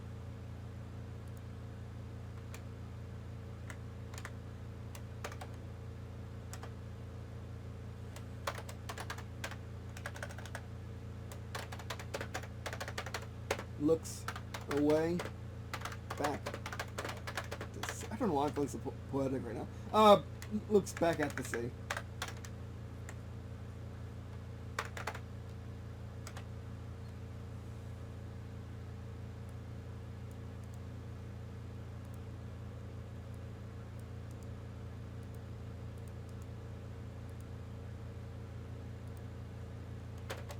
As the shadows draw ever farther out. There looks a way back to it should be to the sea. Back to the sea.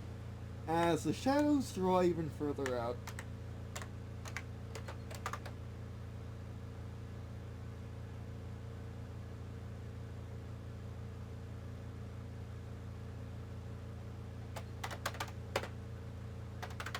Was Archangel sent to the locker.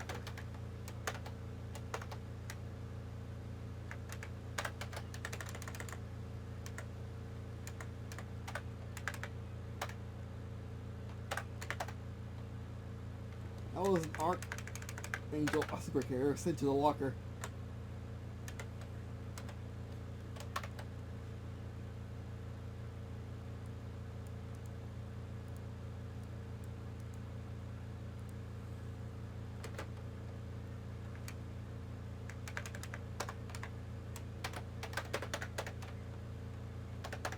Looks like Adam.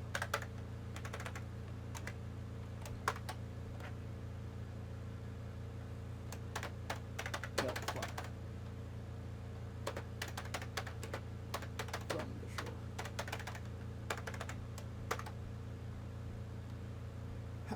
How was an arch? Is it Archangel or is it Archangel? I think it's Archangel. No, it's Archangel. Archangel sent to the locker. She looks up at him.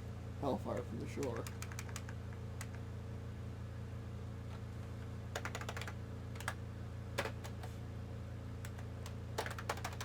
Miller. Technically, you did know that, though.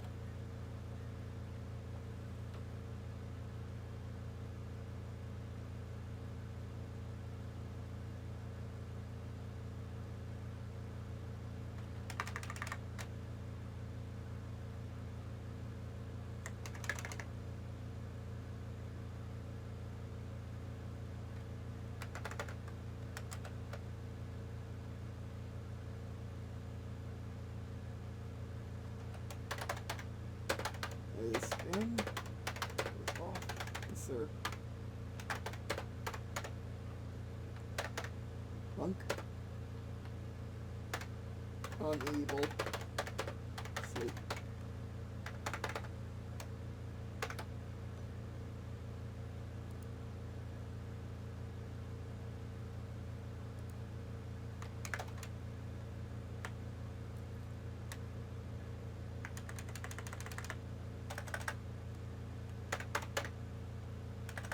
Neither you there. Bunk.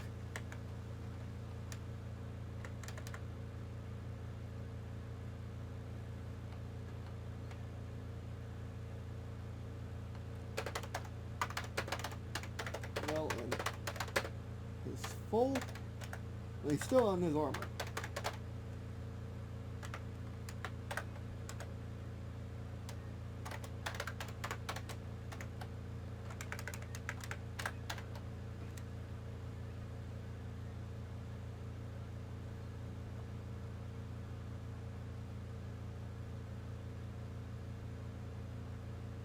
What's that? Okay, you already that. That's a good. You can't have both of them there. How was the Battleship Battle Group?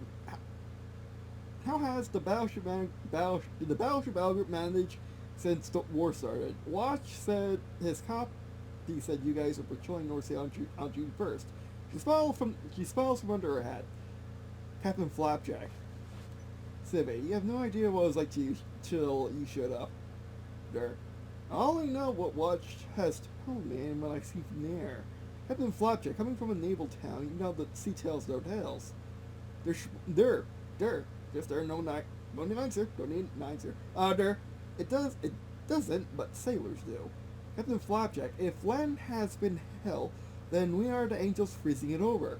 She looks away back, Dur looks away back at the sea and shadows draw further out. Dur, how was an archangel sent to the locker? She looks up to him, or up at him. How far from the shore? That's actually really poetic and probably sums up her feelings of the situation exactly. And even though she's very jubilant or whatever, to Dur, she probably knows she probably shouldn't tell him everything. And she probably knows that she shouldn't. Or doesn't need to know.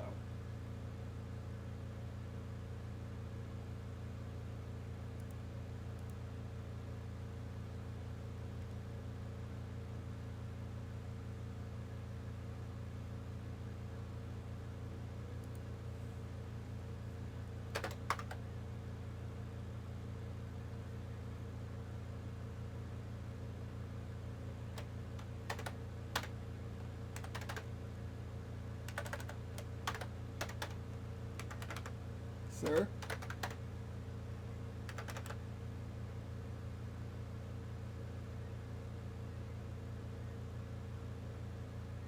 Dad.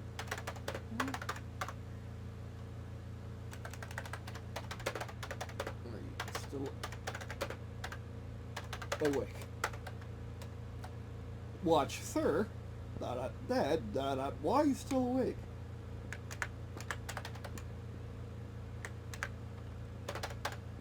It just turned midnight.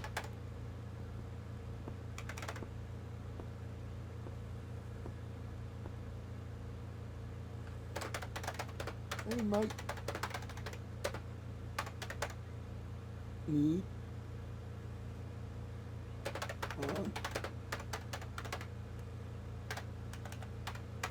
bridge for watch me use guidance.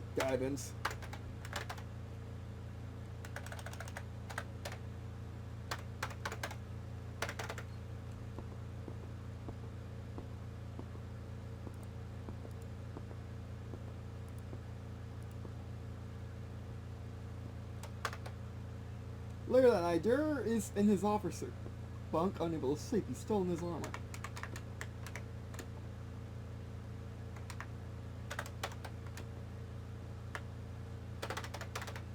Hugging himself.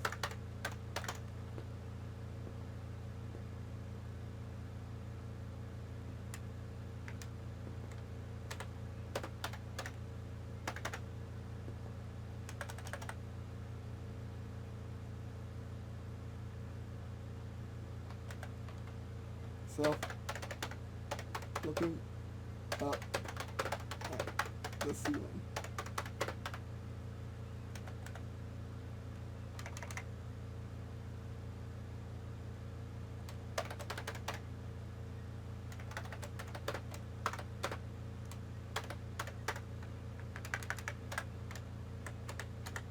Son, I can't.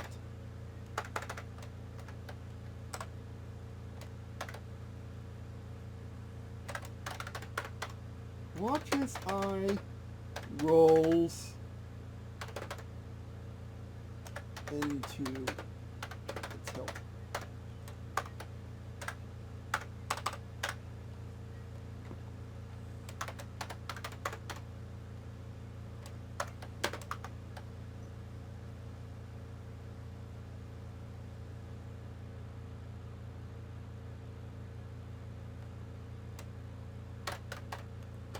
That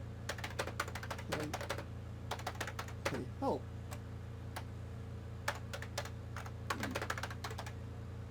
Maybe the savior.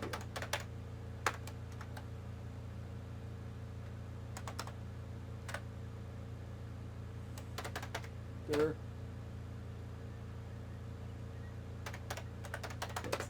his arms to the side.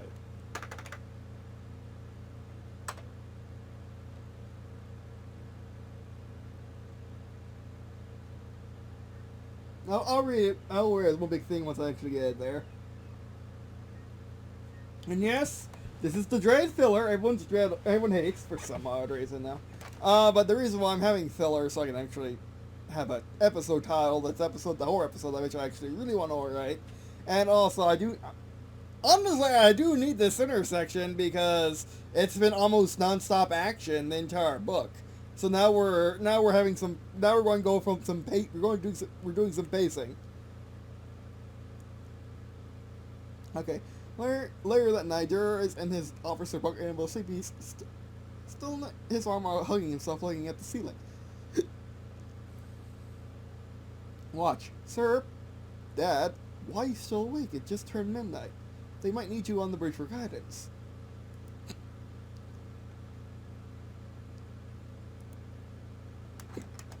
Oh, hiccup, sorry. Son, I can't. Watch, I rolls into a tilt. Dad, how can I help you? How can I help? You made me to save you.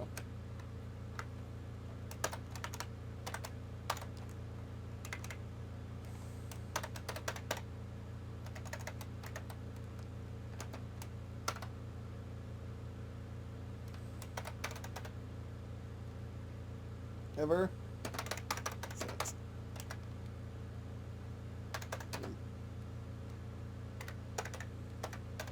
Allowed you to the internet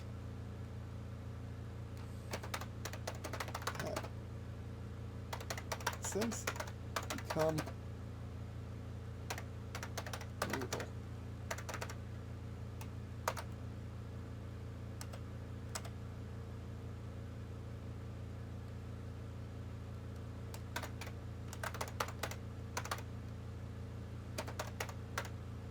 I tilts or rolls flat.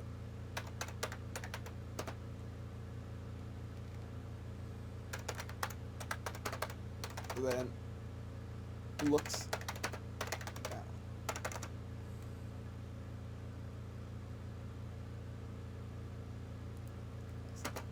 As one is on.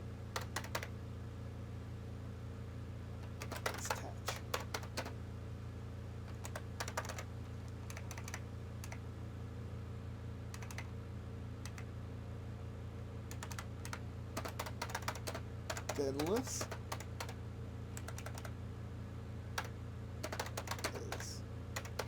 alright, this is early there, it should be on this, right?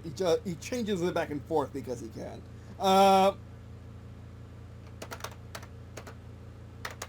He can see the sun.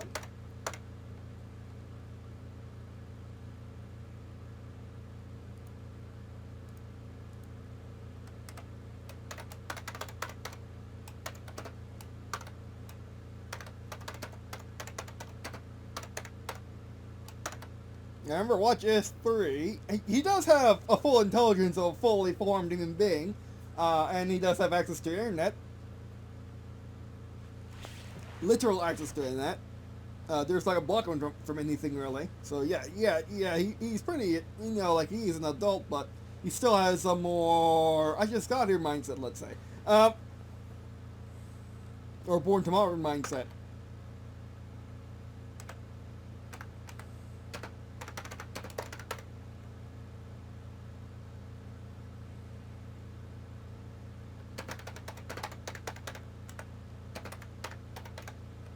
Dad, are you alright?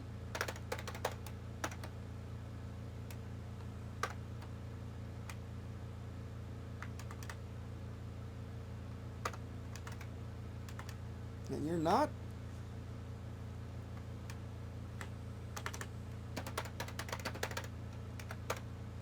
This isn't like you. Watch eye, rolls flat, then look down. What look? There's this there. Then looks down.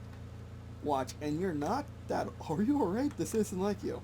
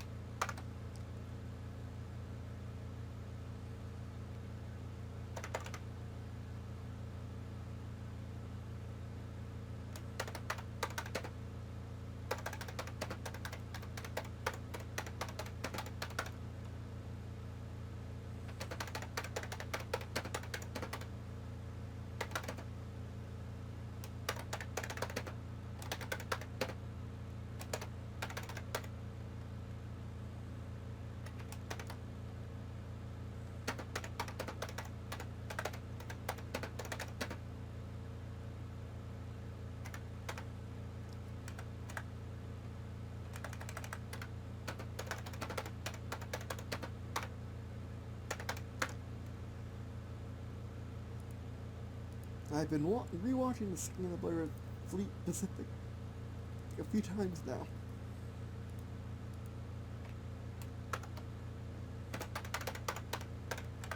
His eye looks up into his dad's. Oh, whoops, that's not the works. That's not the works. Dad's bodies.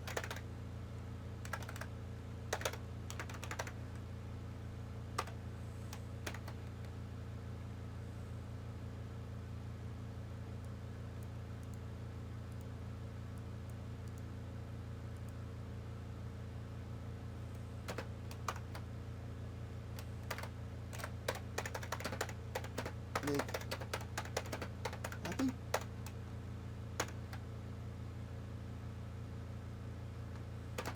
Yes.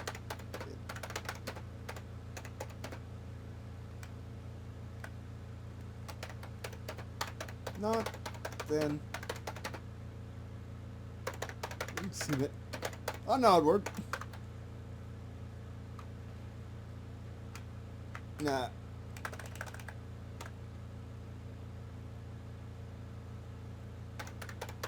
I was just gonna say watch it, that's what I would say.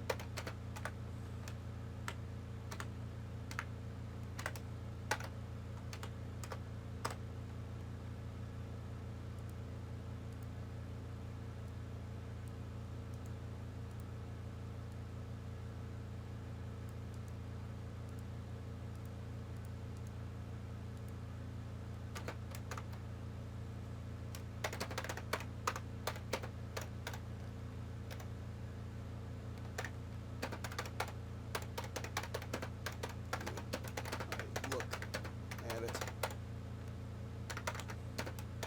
Just in ships.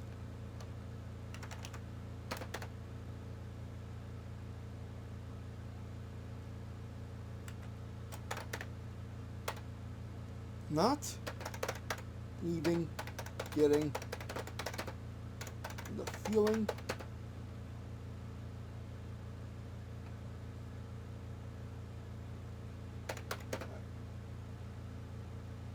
was my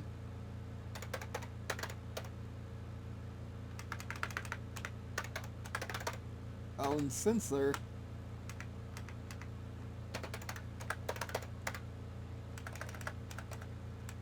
Actually, it wouldn't be sensitive, it'd be just data at this point. Data.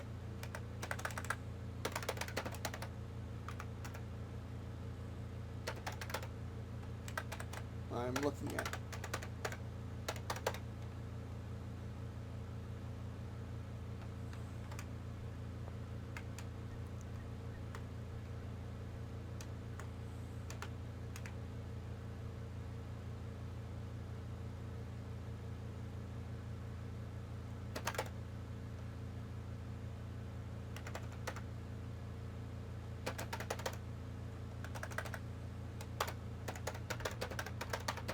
Can be old World War II gun cam footage.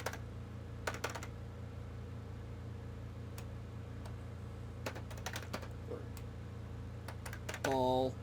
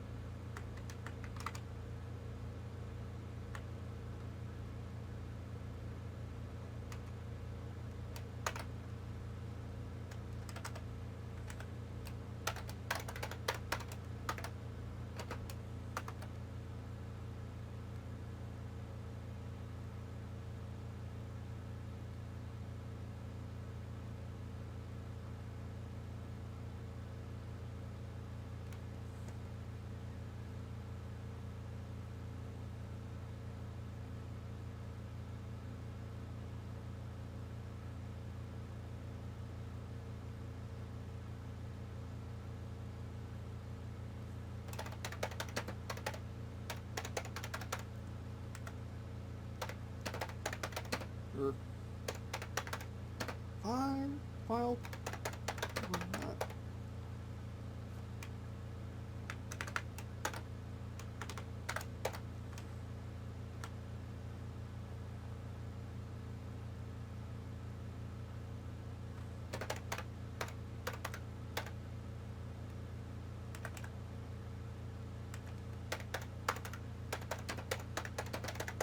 Wood, sir.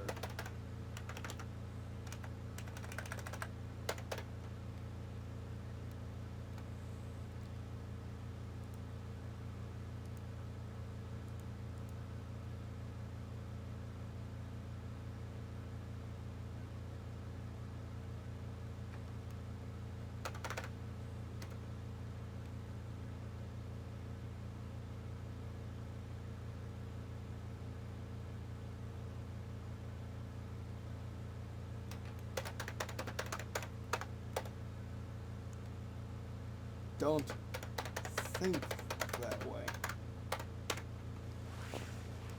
Watch. Does it make you happy? If not, then why watch it? I don't feel anything when I look at it. Just sinking ships. Not even the feeling that it was my own data I'm looking at.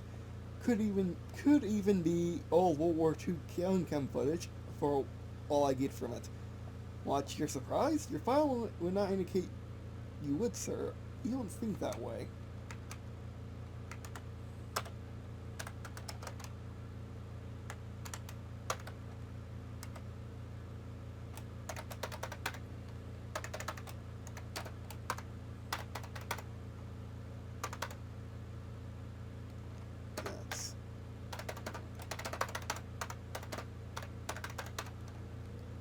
That's why I can't sleep.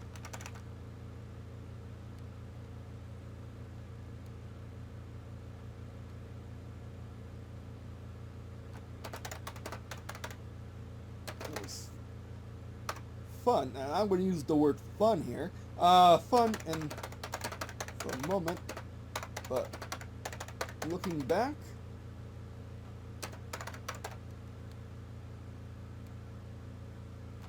meh. Looking back, I still feel memory. Looking at this data, I can't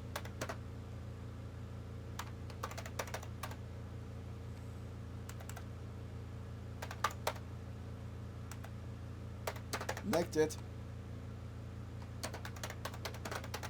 to that memory.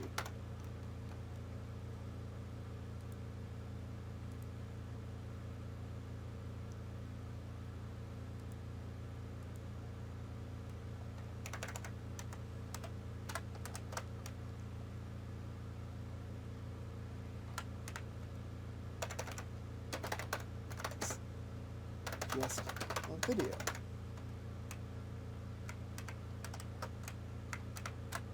Which is, yeah, I guess that is how I feel when I look back at things I've recorded. It just, like, I remember doing it. I remember having fun in the moment. I remember what the big points are, but looking at it, I'm like, yeah, it's just not one of my videos. I can watch it and enjoy it for being a video just in general, but I don't connect it with the feeling of the past I have, I guess. And this being Dur that fought in World War III too, so it might get worse.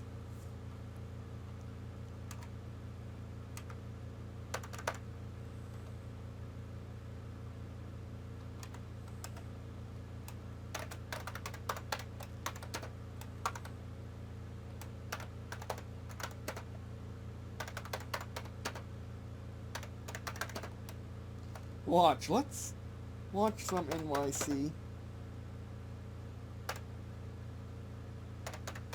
tourism shows instead. What? Is that pizza one?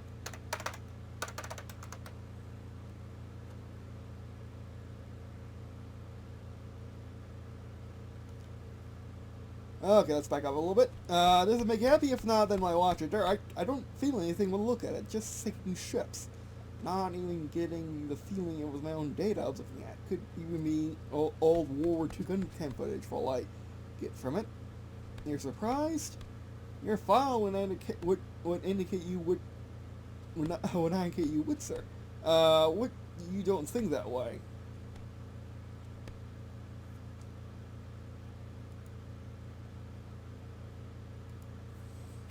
Not under duress.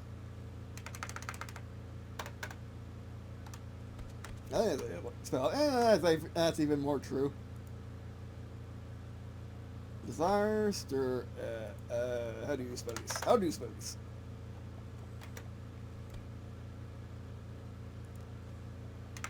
You gotta get that, get rid of that.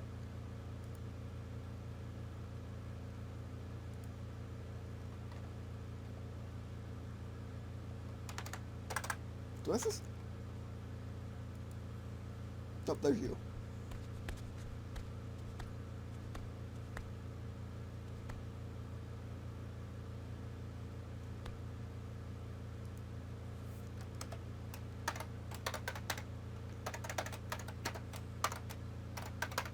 Yeah. You're right.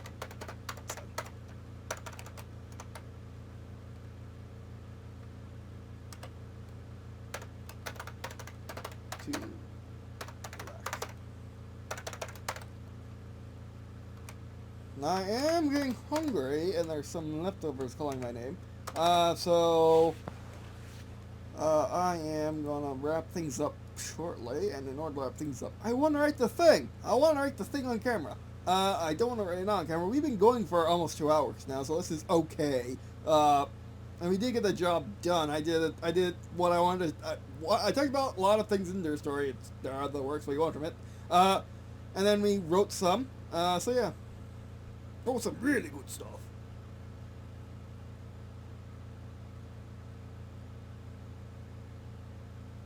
Nope, there's two of this.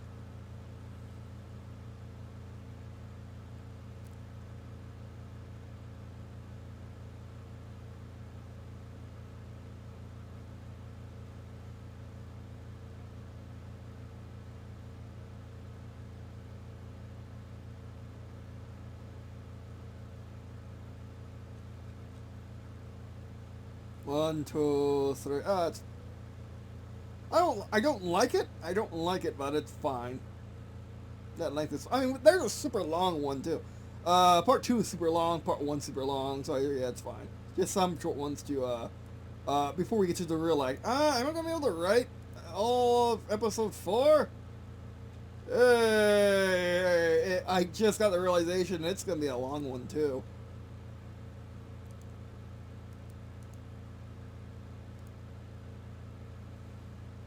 But I wanted to set up the horror vibes already. Just get you in the mood. Like, everything is calm, everything is cool. We're taking a break from insane action. There might have issues now. I mean, it was kind of obvious he might have issues before from getting crushed and wanting to blow up, wanting to be sure the Bloodred Fleet's flagship was destroyed. So yeah. By toppling it into the water and having it sink and having it capsize, because they're flying at like 500 miles an hour, 300 feet over the water. Take out the front engines, they will flip. Oh, they will flip into the water. To the water, and then roll onto their back and then capsize. If you shoot them the right way. Why? Because it was sleeker. It was faster to do it that way. It was easier for the airflow to have the forward engines on top, midships engines in the middle, and lower down engines lower down. It could be the opposite in real life. I'm not quite sure. I'm not quite sure about ground effect vehicles. Are so interesting concept when they're not just hovercraft. But yeah. And now there's one thing I want to absolutely do right now before I forget. But I might as well go over like some of the beats that I have on the WhatsApp, just so I can give you something to leave on.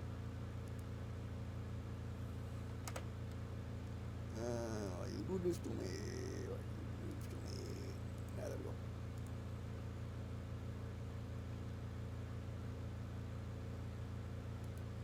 Episode 4. When your legend leaves you behind. Oh, okay. So like I was going on before at the beginning of the episode, this is all going to be one episode, I guess.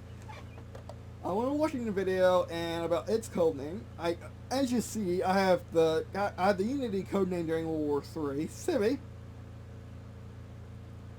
And then the EC's code name is, in Chinese, Defiance of Our Will. In Russian, Our will has been challenged.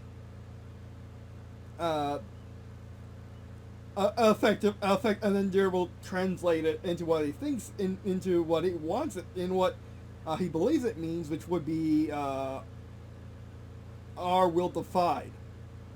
Yeah, that was what I was going for. That's what Google was able to find for me in its database. Those two translations. But anyway. And then given how creepy the code error name is, I decided to make it a horror episode because it is fantastically creepy. And really shows how much the EC really hates her right now. And just in general, the Reds get such a hatred when you look at Everforward Beyond, because they're EC that have been defeated and have taken the space after nuking their capitals. And they're both grand capitals. After fighting the enemy in the fall for 30 years, or maybe longer. And that was after World War IV, when they were completely defeated by the Unity rushing them from Siberia, because they weren't expecting that. No one expects anyone to win in Siberia in winter. Never let Blitzkrieg through it.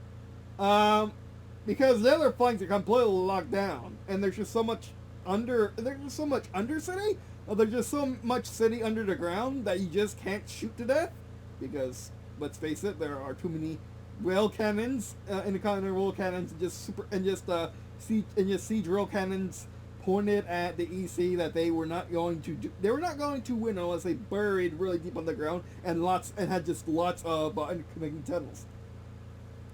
And also explains how they are and explains how well they're so dug in. But yeah.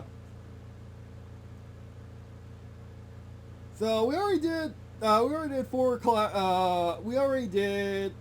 Ford Enterprises captain, Flapjack. Greeting Der. He was supposed to say right then, I have a feeling I made really powerful people angry, and the captain's response, then the actions that you can go right path in this war. That might not fit anymore. I might need. That's not gonna. That might fit. Oh no! I know where to put that right now. I know where to put that right now.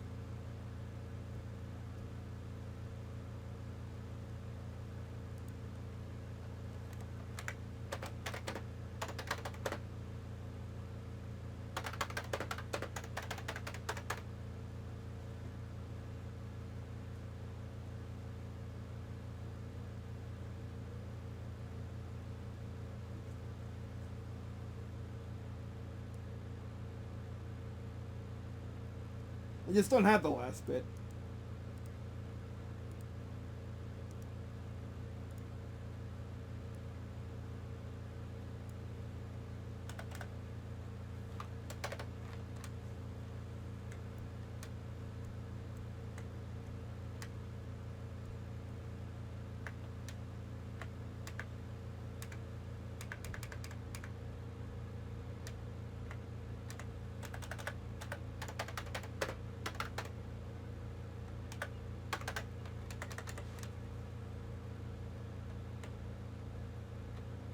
And next episode, when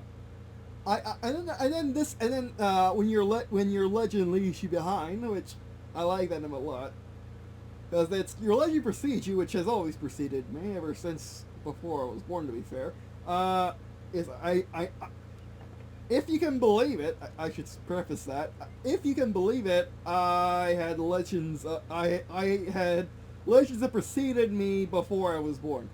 Uh, because of just how it was, just how hard it was to conceive of me, and then even when I was even in my mom's womb, there's stuff I encountered, like being struck by a light bulb, and then others, and like my mom did stuff when she was pregnant.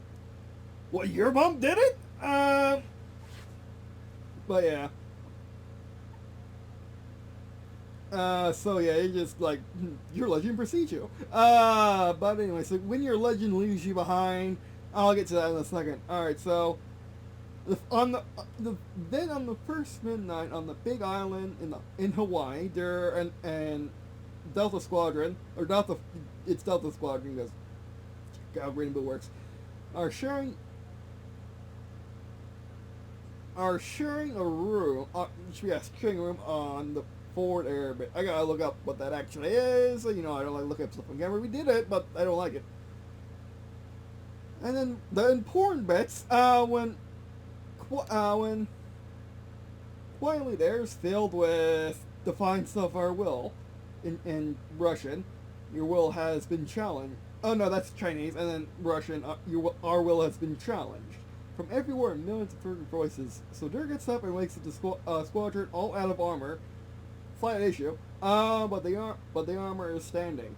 Then they it should be they, but what's up? Who cares? They asked her. Dur explains he hears the voices, but no one else does, including Watch. They're probably using some premier energy tech, because that's how they got their A stealth in the first place. That's how they got their A stealth. Probably how they got their all of their stuff early, other than just copying what the United States does, because they got that stuff early. We can't do the thing because they are so hacky. Although Watch exists now, so they can't really hack that well, because Watch is better at defending than he is at hacking, and he's insanely good at hacking. He is the best at hacking. Offensive hacking, but anyway.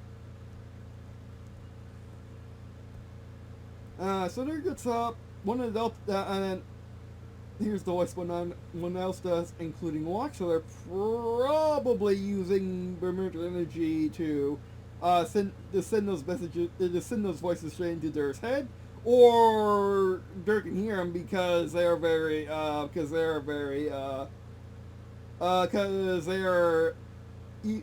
using. I don't know, they can't be using any form of communication like that. And another thing that's supposed to be different is the jamming would be cleared, so everyone can hear the message. But I guess Dur hears it because he just has better hearing. Well, the Watcher have pretty good hearing too, especially if they're in armor and it's everywhere in the island. In all the bases, so that is interesting. I might have to change that for the actual bug, but anyway.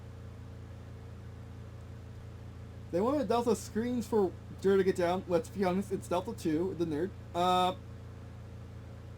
It could also be Delta 4.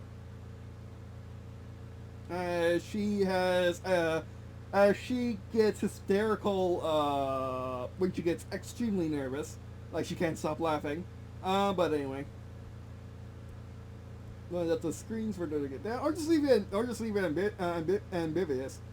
Or leave, whoever screamed, it don't matter. Dur needs to get down as the Dry Blood Red, basically really weird looking maroon. Special Forces guy in full plate armor, probably the first known use of battle armor, which is not powered armor, not tactical armor. Tactical armor is semi-powered armor. I think ODST. Battle armor is basically literally medieval knights full plate armor, just made with ballistic plates. And you have to carry all the extra weight. And full plate armor lowers to the window, gun aimed at Dur's head.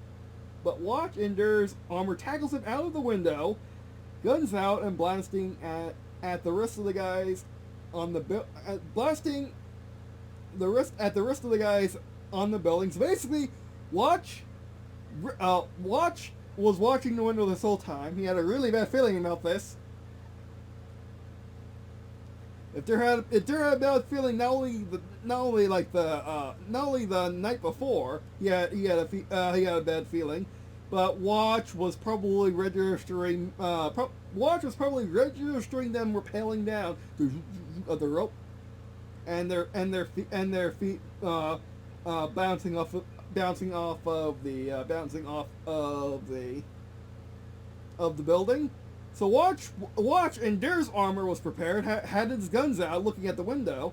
So when he saw the guy come down, and when he had his gun just about to shoot Dare, Watch jumps out of the window, body slams him, not really tackles him, body slams him, turns around in midair because effectively the armor weighs only 100 pounds, especially during the early and golden era. So later it weighs much less. So and since he has insanely powerful motors that aren't carrying any human dead weight, from Watch's perspective, he turns around and starts blasting the other guys in the roof, falling backwards. And then the rest of the Delta's rest of the Delta Squadron's armor, the 4 other armors, who are in U.S. Air Force camouflage and insignia, jump out behind them, taking out their M417s. I think that is the M28 in U.S. service, but it's compact. But they're compact, so they fit in the thigh holsters of power armor.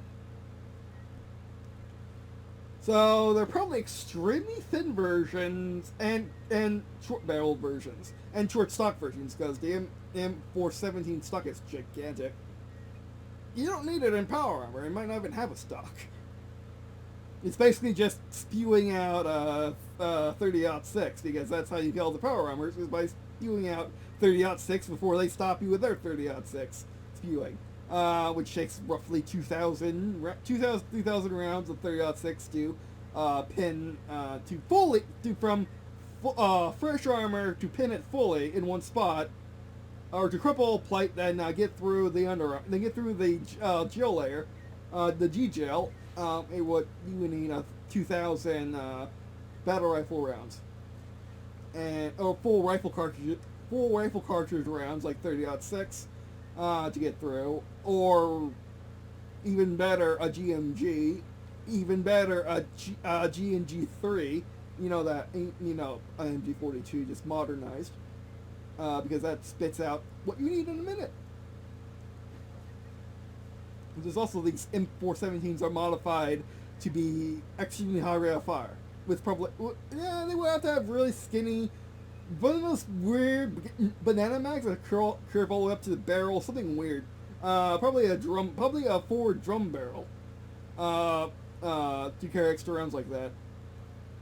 I just got a ton of mags. Like, you're in power armor, you can. You carry, for Green&Blue power armor, you usually carry it in the backpack. A little reloading, but hassle. But there are probably at least 2 ready mags and holsters. They can just eject your mag onto the dirt, then stick your guns into your thigh holsters and pull out with the fresh mag. Kind of how Halo does it, because that's a good strategy. So they go out, and then essentially what happens? They disappear. A story for another time.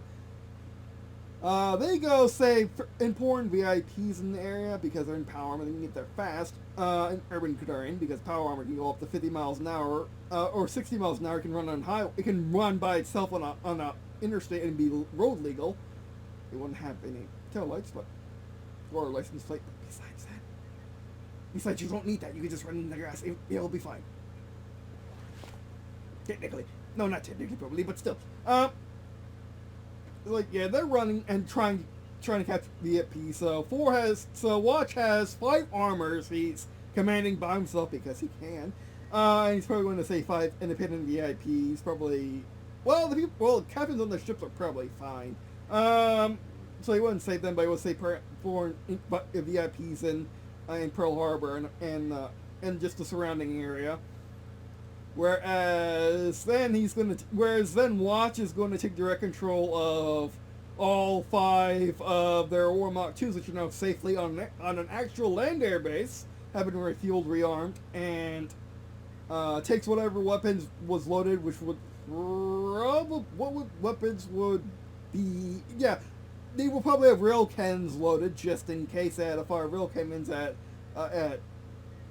Intercontinental at EC Intercontinental fighters, and but they'll be primarily tasked with taking out the space capsules. Essentially, what's happening to Pearl Harbor right now is this is completely separate from what I said before about the constant stream of space planes crossing the northern hemisphere at all times that are constantly being thinned out by the various flights, by the various squadrons of Aurora Mach 2s, the very few squadrons of Aurora Mach 2s in the world,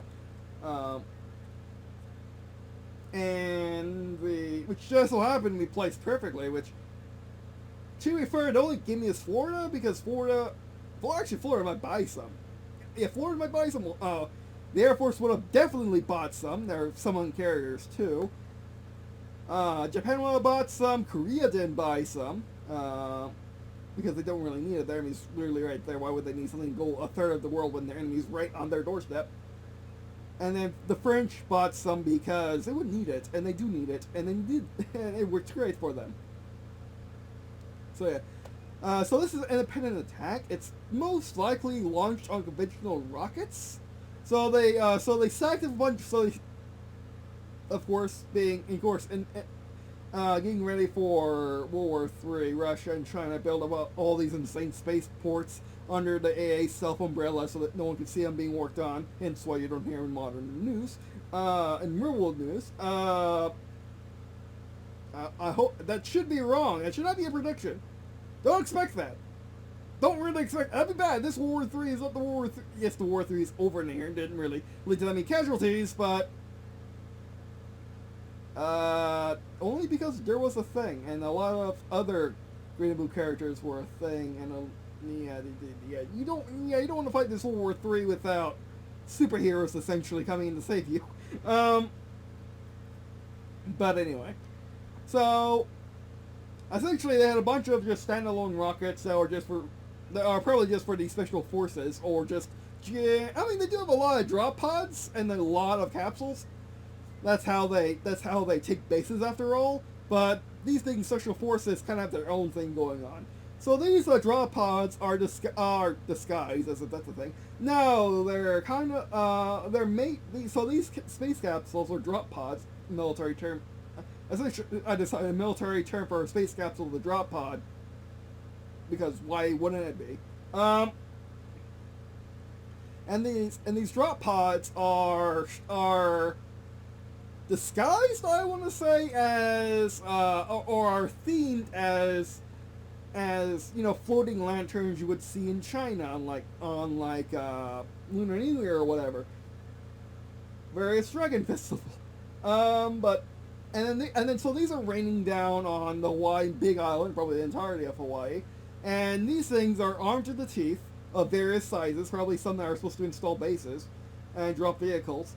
The bigger ones are for dropping vehicles, dropping command resupply centers, and other big ones are for dropping vehicles, whereas the smaller ones are for either attacking things, just launching missiles and then suiciding on something, like the Red Alert 3 thing, Red Alert 3 things that the Japanese have going, that the Rising Sun had going on, which they did have going on in World War II, just wasn't very effective because they couldn't aim them, and they didn't really have that big of a blast radius in the first place. But these probably would be thermal barrack, as Russia does have thermal barracks apparently. They just use them in TLSs for some odd I mean, it's actually not a bad reason to use them in rockets. No reason why I have to use them as airdrop bombs, but oh well. So I guess these Lunar New Year lantern drop pods things are shooting thermal barrel rockets at literally everything. Literally everything you could find that caused terror, just to get revenge for the sinking of the Blood Red Fleet and the existence that there has been a pain in their side so far has been the sole reason they have not won the war yet, or are not going to win the war by the end of this month. And they know that their numbers are getting thinned out, so they'll eventually lose their advantage, their whole advantage, their whole sneak attack advantage of having the space invasion, and the constant train of ships going across the middle of the hemisphere. Almost circumnavigating the hemisphere, even though they're just doing suborbital jumps from China to Russia, from Russia to China. And then these things are raining down slowly, with big parachutes that look like the little lantern tops, little hard balloon lanterns that are slowly descending, launching insane amounts of thermobaric rockets and missiles. Probably actually just rockets, just a ton of them. Just loading rockets and everything, with some missiles if they think it's needed, and deploying parachuting special forces. That's how they got in the building. They parachuted there, since the lanterns were so high, since the drop pods are so high up. And then when they get to the ground, hopefully their personnel would have left already, and the vehicles would be already deployed, like deployed by Sky Crane or deployed by Big Parachute, and their base buildings would be deployed. So then they probably could ignite a thruster into the parachute, causing it to be hot air balloon again, and then flying off to a place, and then just crashing and exploding, just causing mayhem. Which would work for this era EC mindset, or just really any era EC mindset of giving how much they love propaganda, and just being absolutely scary. So all that happens, all the planes on Hawaii, including the Watch-controlled Delta Squadron, are shooting down all these things before they could crash somewhere, and just really cause chaos. Whereas Delta Squadron's power armor has been being complete utter awesome people, and just doing stuff without their biologicals in them. Without the dead weight, as Watch would refer to as, would probably refer to it as, or does refer to it as, let's say. I gotta make the lore. So you may be wondering what's going on with Delta Squadron, who are just got up in the middle of the night. Their power armor just took off. They don't know what's going on. They hear tons of explosions from thermobaric rockets, missiles, and whatever nonsense going on. So they walk out. So what next is like the entire part of the episode where they try to leave this building. They're probably in the third story, and they have to get down. They have to acquire weapons. Delta 1, which I've always had it in my head that she's a giant woman, really wide and thick woman who fits in the Aurora because the Auroras are ginormous. She couldn't fit a naval Aurora. They're too small, or any real world plane. But she fits perfectly in Aurora, even in power armor. And she carries this gigantic, probably 6-inch folded knife that's probably 3 inches wide, probably really thin too. No, it's probably like an inch thick in one of her boots, because she's a lady, and ladies need protection. So she grabs this knife, and she's the only one that's armed, ignoring the other lady in the room, Delta 4. So she's armed with this gigantic knife. They're probably actually pretty nervous because he doesn't have a gun. Well, that doesn't matter nearly as much as he doesn't have power armor. Like, he doesn't have the stamina to fight on his own. He doesn't have the physical readiness to fight on his own. He is disabled after all. And he is a civvy, which, as much as we were joking in the previous in episode 3 about him being a civvy, now it actually matters that he's a civvy. That he's been practicing with guns, and he's been practicing with all the things he needs to use in their story effectively, but like, he's still a civvy. He's not Batman. He's not Batman. He's not Iron Man. He's not. I mean, okay, maybe he's better than Iron Man out of armor, but still. Like, he's just not. Well, Iron Man, as long as you don't mess with his implant, it's fine. Deer doesn't have an implant, but it's not fine most of the time. But it's not fine after it runs for like 5 seconds. But yeah, so that's not good. It runs fast, but not for a long time. So now they got another entire story rests on them helping the soldiers in the building get out. The soldiers and civilians in the building get out, and them get guns so they can actually do something if something happens, which something will happen. And then when they make it to the airfield to get into their jets and hopefully get into their hypersonics and hopefully find where Watch went with their armor, this happens.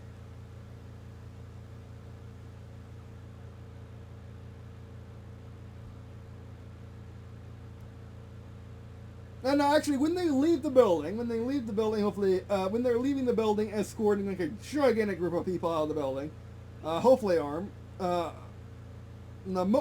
Actually, all of them armed. At some point where it feels best, when they're leaving the building, just seeing the destruction mayhem that these freaking balloons cause. I'm calling them balloons. They're not balloons. They're actually drop pods with parachutes. But they're dressed as balloons, so they're balloons. Delta 3. Is this some sort of psyop? So I'm not quite sure the actual meaning of that word. It does get thrown around a lot recently. I think it just means misdirection, operation, or, just propaganda or stuff like that. Being as he's seeing these big floating balloons fall to the ground, get shot, shooting things everywhere, and getting shot themselves and exploding in massive explosions when they die. You think some sort of psyop just be scary, including special forces in dry blood red armor. Remember the Reds wear blood red armor, like fresh blood, not dry blood. So they're nuts.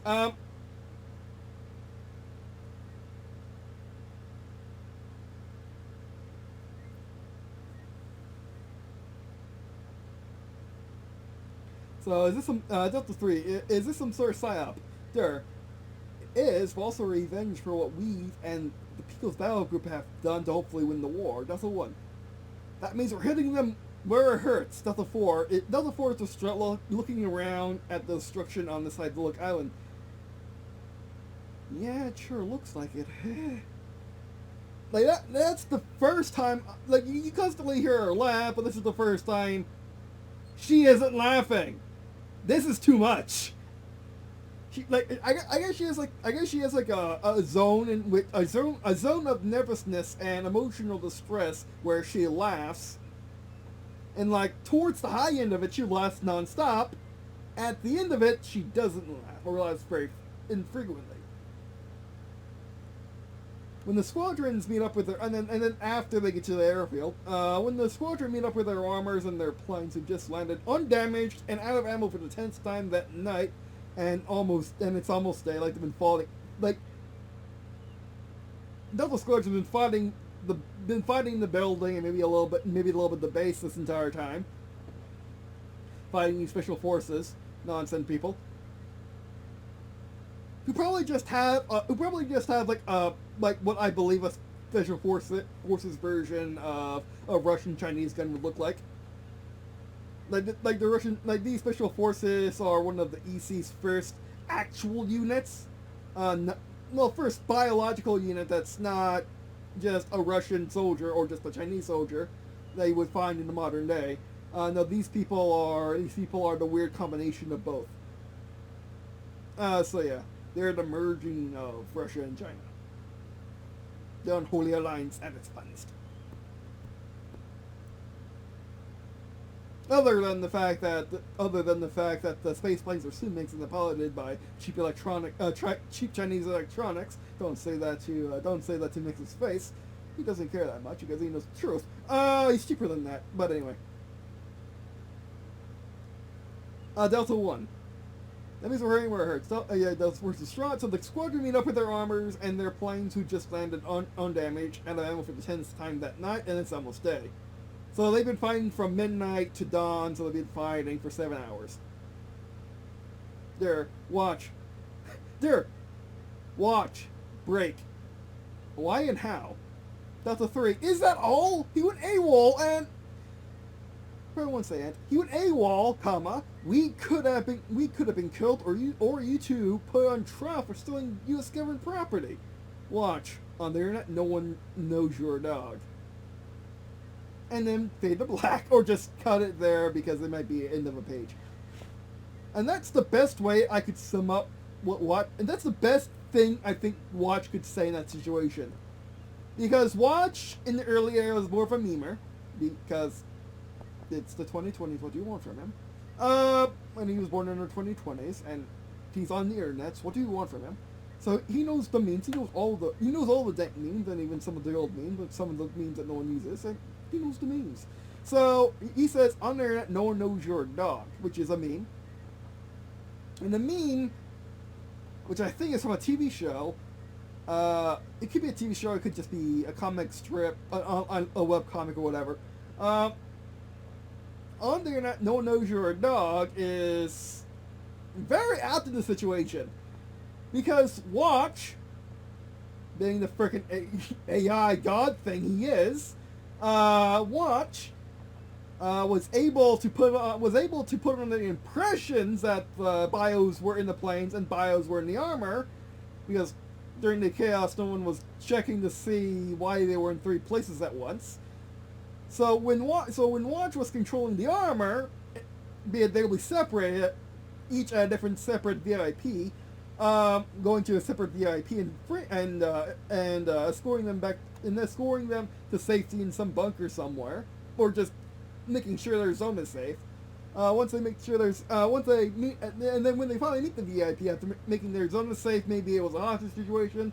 Why would it be a hostage situation? These guys don't want hostages, I just think. If they're going to kill just that, who is a new threat, why would they would not kill all these VIPs on this island, but anyway. On one of the most important military installations the U.S. has.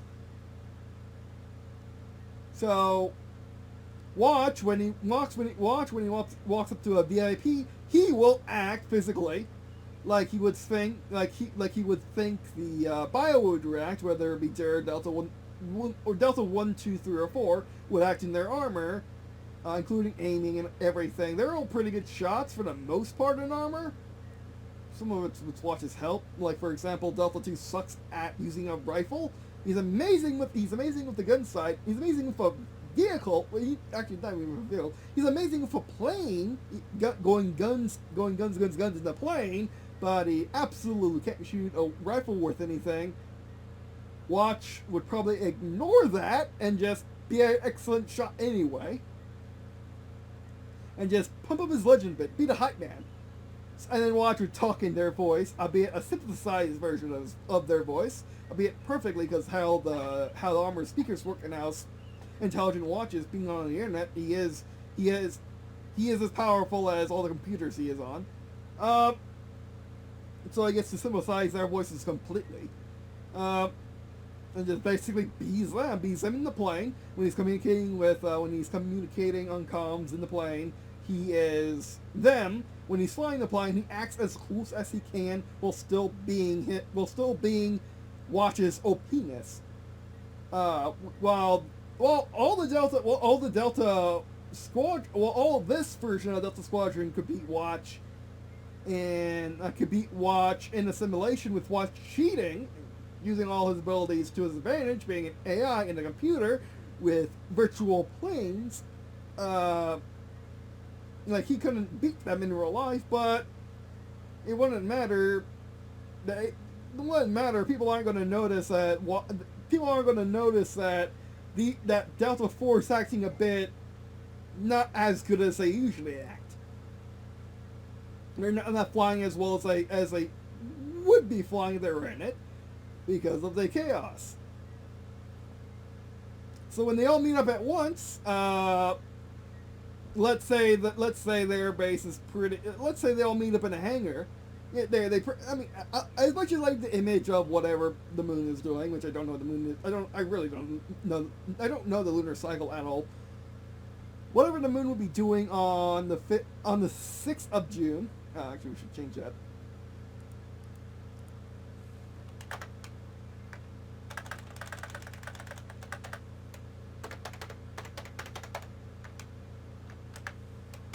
Oh, you know what I'm gonna do? You know what I'm gonna do? Just before just before midnight, and have a midnight chime go off. Right as the guy is right before the screen. That'd be hilarious. Not hilarious. That'd be terrifying. But anyway.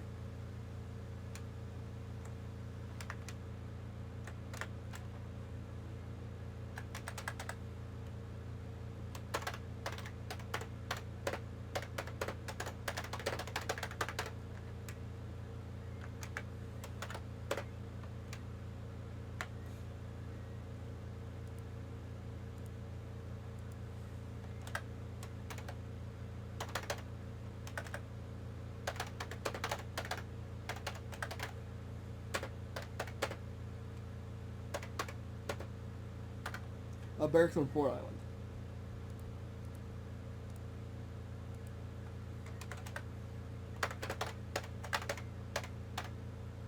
Why must you do this to me? Hawaii. I'm going to use the run lane, but I'm going to use Big Island for right now.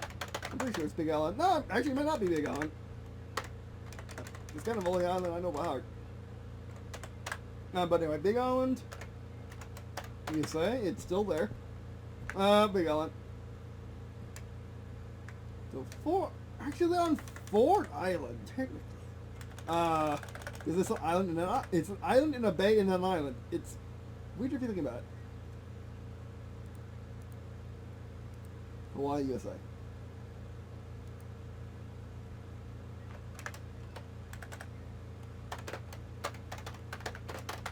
Pearl Harbor, because people know it better. Because the one thing that happened that one time, and it's place and its strategic place in the military. But anyway.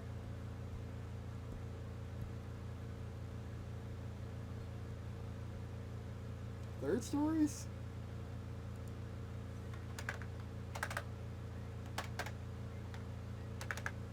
Like you should, like when you're reading this, you should be getting that episode at the end. That episode 3 part was gearing you up towards kind of 4 coming up. You might not be expecting it, that it wouldn't really be any. I mean, it might be in the fall, but it wouldn't be in the other books. They don't do horror at all. It's just I don't watch it. I don't do it. I prefer horror from action, like a tank's coming at you in Battlefield, and you gotta prone in the little dent in the map to get under it so you don't die, like that, and then come and put explosives on it and explode it. But anyway,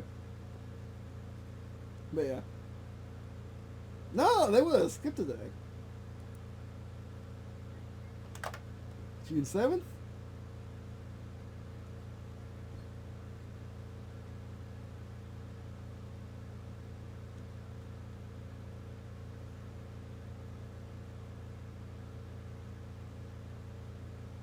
Yeah, leave this.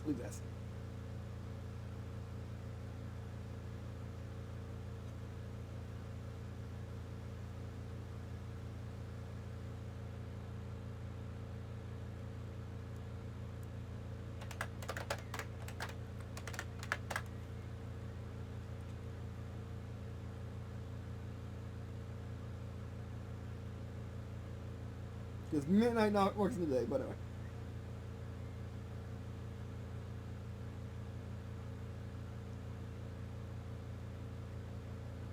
Nah, I'm gonna have me on the runway. I feel like that's more footage. I feel like that's more picturesque, more good for a set piece. And there just happens to be no one on the runway right now. I mean, the planes just landed anyway. The planes just landed, and oh, you know what it could be? Watch timed it perfectly so the planes are coming. So the planes are coming to this gigantic squadron hangar, this gigantic fortified squadron hangar. The planes are parking in the squadron hangar. The bios of Delta Squadron, or actual Delta Squadron, walks into the back door. Actually, they would not have an AR. They'll be going by Dur's Dead Reckoning. Of the runway is that way. You're going to get to that runway no matter what. And then they bust through this hangar because Watch would know where they are at all times, of course. There's the various sensors on the island, like the sensors on the barracks, the sensors in the sensor towers, sensors in just the general base. He knows that where they are at all times, making sure they don't die. Probably help command forces to be sure that they don't die. Again, your legend leaves you behind, and then they go bust through this. They go open this. They go. Actually, you know, it'd be interesting if I played this up entirely as horror, the horror was the barracks, and just the general situation is the horror. But once you leave the barracks, and everything's and then you leave the barracks, and then Watch feels the time to return the Auroras to Delta Squadron and the armor to Delta Squadron, because it's probably time for them to show back up in the fight, in the air fight, because the things are falling and exploding. It's oddly pitched. It's Hawaii, of course. It's Hawaii at midnight. It's gonna look nice no matter what. The little fires in the buildings are going to make it look even better, as well as the explosions, as well as the jet exhausts. The nav lights, they're not fighting any other aircraft, so the nav lights don't matter. It helps prevent mid-air collision, so you get the nav lights going on. It actually will look really pretty. I need to make pixel art of that when I get this book released, because I only release pixel art when the book's done, so I don't get conflicting information. Although there is solid lore, given how much timey-wiminess does go on in their story, it doesn't matter. The COU have the timey-wiminess handled. They know what's going on. They know what's going on. All you need to know is when you read a story, the story is going to be at least self-contained. It's going to be self-contained and will be part of an overarching story in the book it's in. We can always read the story, it's self-contained, and then you get the book that's self-contained by itself with its stories. And if there are any weird stories, that's in its own universe. Only few things have to be really concrete, like Dur doesn't change. Dur does not change. Like, for example, I've been thinking about having the ultimate rival to Dur, and the ultimate rival to Dur is his twin cousin, because he can't be Dur. Because one of his properties is he doesn't change like that. He evolves, yes, but he doesn't change. Not all of his selves across all the other realities are all the same. He is the hero of their story. So when he has to fight someone who is the perfect villain for their story, who is the perfect conqueror of the world in the going timeline, and just a really bad dude, he's fighting his twin cousin, which is a funny thing in itself, and someone who isn't there, acting like there, to pretend to be there, but isn't there. But anyway. So, you got all the explosion going on, then Watch decides it's time that the gig is up, and he needs to return the hypersonics to Delta Squadron, and needs to return definitely their armor to Delta Squadron. There's still some of these random special forces dudes running around. So they break up the horror aspect, like there'd be sounds and whatnot, creaking and whatnot. Just rack up the horror aspect, like you weren't feeling it already. But rack up the horror aspect, and then they don't have power armor, so they can't bust down this door because it's a serious door. It's a hangar. It's a bomb-proof hangar door. So they open the door slowly. It's dark. They see one of their planes look really menacing, which aren't that menacing looking, but they look menacing in the right light. Everything can look menacing in the right light. And then they see some movement coming in from one of the side rooms. Each power armor is holding their gun up, because why not? Watch can do it. Actually, the power armors are clearing the building because they can. So Delta Squadron is clearing. So Delta Squadron is coming in from, I would think, the east. I don't know how Fort Island looks now. Which I'm gonna write it like it looks now It doesn't matter exactly, but close enough. It's fine. So they bust down the hangar. They go through. So Delta Squadron is going through the hangar door in the back. And they hear their engines cooling down. But for some reason, Watch didn't turn on the taxi. Turned off the taxi lights. He turned them off the line, of course. He wants to look normal. So he turned off the taxi lights. Turned off the nav lights. The engines are still cooling down. Delta Squadron has their guns, and they're being extra cautious. They're non-power armor. So they're pawing around the corners, or taking it really slow, taking cover, and then they see the armors coming in through the side, or were probably there already. Actually, no, they just got there too. They just got together and got into the building from I want to say the north, from the northeast. No, not from the north. Sorry, northeast. How I know Forward Island is. And then they walk into the room. They're pawing each other. Then the armor slowly turn to Delta Squadron. Delta Squadron turns their guns to the power armors, taking cover, because they don't know these guys are. If they don't know these are special forces until Master Watch. Actually, they're all Master Watch. They didn't even go that far communication, so they're all Master Watches. Don't need to clone himself.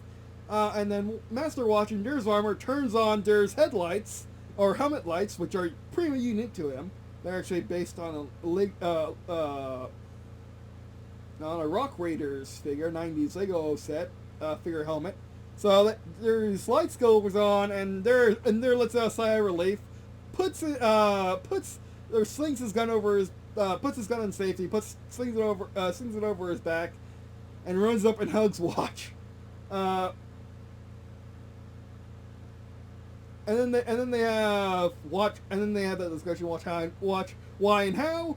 Delta 3 is like, is that all you went? And then they're back there, kind of freaking out still, but they saying that Dur was probably the most cowardly among them, and out of armor, and definitely the most cowardly among them, as they had actual normal Air Force rifle training. They just mostly suck at it.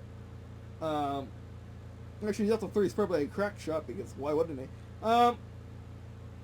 But then they see Dur run up and hug his power armor because they recognize his lights. And then they let a sigh of relief, try to calm down the war's power down for full this time, and Watch why and how does the 3? Is that all? He went AWOL and we could have been killed, or you two put on trial for selling U.S. government property. Watch. On the internet, no one knows you're a dog. Which, this is the same Watch who took Dur's power armor, who when it was crushed and when someone exploded in front of him, one of the EC officers wanted to take out his entire squad and the building with explosives because ECs don't surrender, and ECs don't surrender, they explode. In the World War III for the most part, or at least early World War III. So when they were doing that, blood got on his armor. That's where the red shoulders come from. If you've ever seen the Golden Era, you have to see the Golden. If you saw Dur's power armor, you saw the Golden Era version. He has the red shoulders because he got bled and had the blood go on him in World War III. Always was supposed to be a marker of him fighting World War III, and basically in the war marks, he wasn't winning the war. He was winning the war, and he got the red marks for that. And then that was just kind of his inspiration is getting covered in blood, getting covered in very fine mist blood. When he was covered in fine mist, when he was rusting up, being healed, Watch was armor standing. Always have your armor standing, folks, so Watch can get out and just go nuts. Or you can get in it easier. So his armor standing all beat up, crumpled, because that's what the Dur armor does. The Dur material does, crumples. It's crumpled from all the 2 or 3 stores that fell on it. But it still functions. Got him out alive after all, because it wasn't 100 Gs. and got the plates beyond that, and then was able to take care of someone who was well, what do I want to say this? Well, took out someone, or almost took out someone who, no, it's one of the timey-wimey plots. She's the COU agent, in all the books, really. She's in, I know I put her in Ever Afford to Beyond already. She's in the first book. It doesn't matter. I don't depict her as a solid singular depiction. When I say a suit with sunglasses, you know it's her. And I usually depict her as a her. It doesn't matter. In the books, I don't say what she actually is. She's a her. She's a her in the books, because why not? And she was trying to kill her because she was. I don't really feel like explaining it right now, oddly. But she was.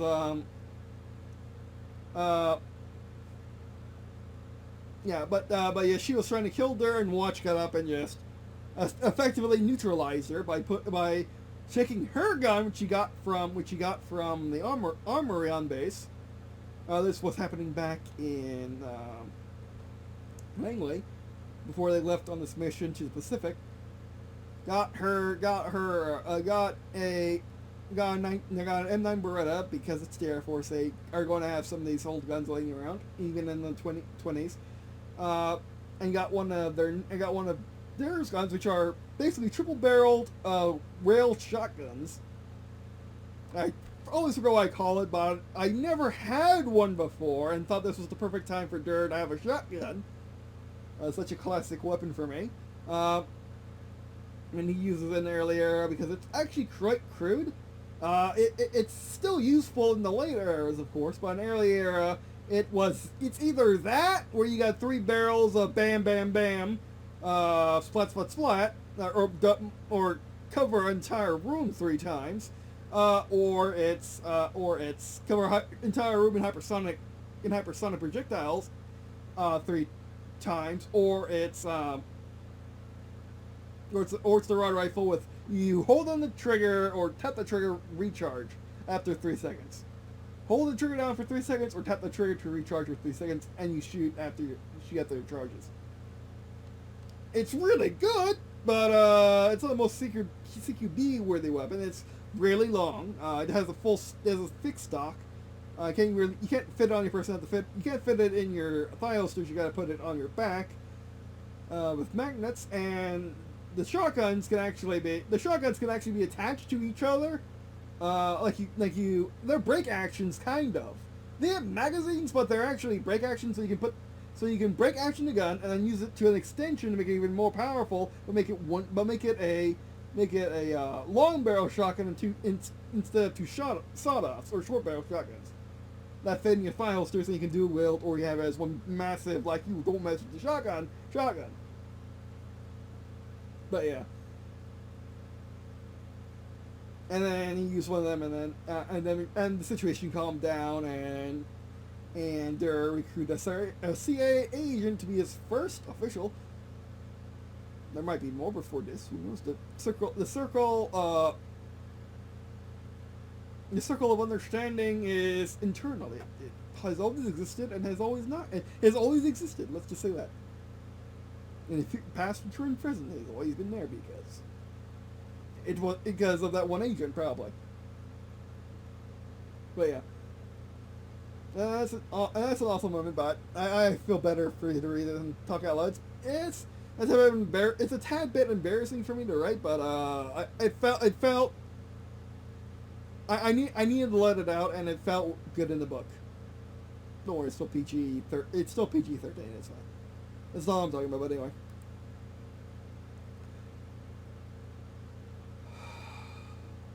All right, I think I'm done. I think I am done. We did good tonight. Okay, so thanks everyone for watching. I might split this up into multiple parts because I like doing that for monetization reasons. Get more views that way, and I have more content for more days in case I don't feel like recording. I barely felt like recording tonight, and I had fun. I enjoyed this. I need to do this more. It's easy content. I'm making content. I'm making content, and I'm making content, and I'm making content. I'm double dipping. Because I'll be able to sell the book, the physical book only, of course. Might be a Kickstarter for might be, no, you can get hardbacks on Amazon now. So I might have a physical, I might have an actual local shop print some, or if I do a Kickstarter, I'll have the local shop print, and then that'll be in the separate edition to the Amazon version. Not the content we change, but the covers change, make it a little bit better, make it a little bit nicer, maybe embossed or whatever. But anyway.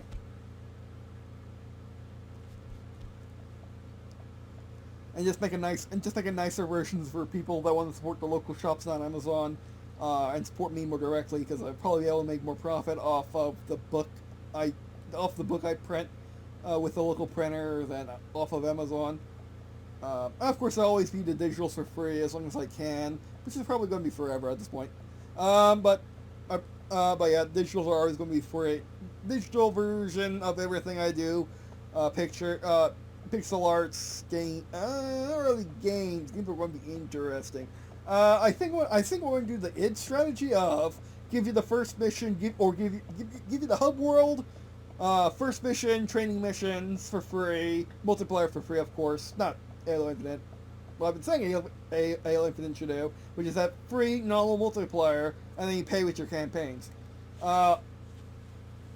Because I've seen far too many games die on Steam from multiplayers that died because they weren't free to play or didn't have bots.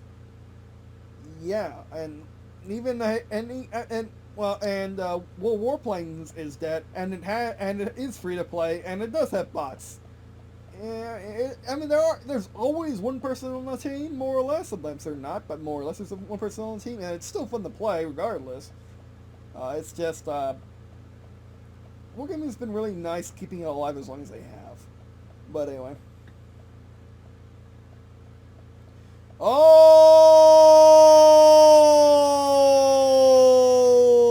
that'll be our first video. Thanks for watching. I appreciate you watching on this video. It means lots to me, if you would check out the rest of the stuff in the description of the video. I really appreciate if you check out the rest of the stuff in the description video.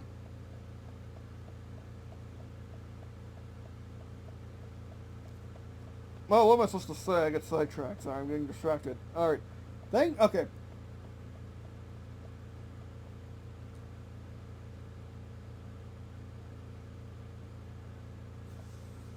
I completely forgot what I need to say. Okay, that's embarrassing. I almost never... It happens sometimes, but I didn't expect it this time. Well, thanks for watching. I appreciate watching this video. It means lots to me if you check out the rest of the stuff in the description below, such as various Space Force channel, of course, Space Force channel for watching these videos and each content we produce. Hearing your friends sending lists to you. It's like riding a bike, which I don't do. It's like driving a car, I guess, in my case. But anyway, that'll be it for today. Thanks for watching.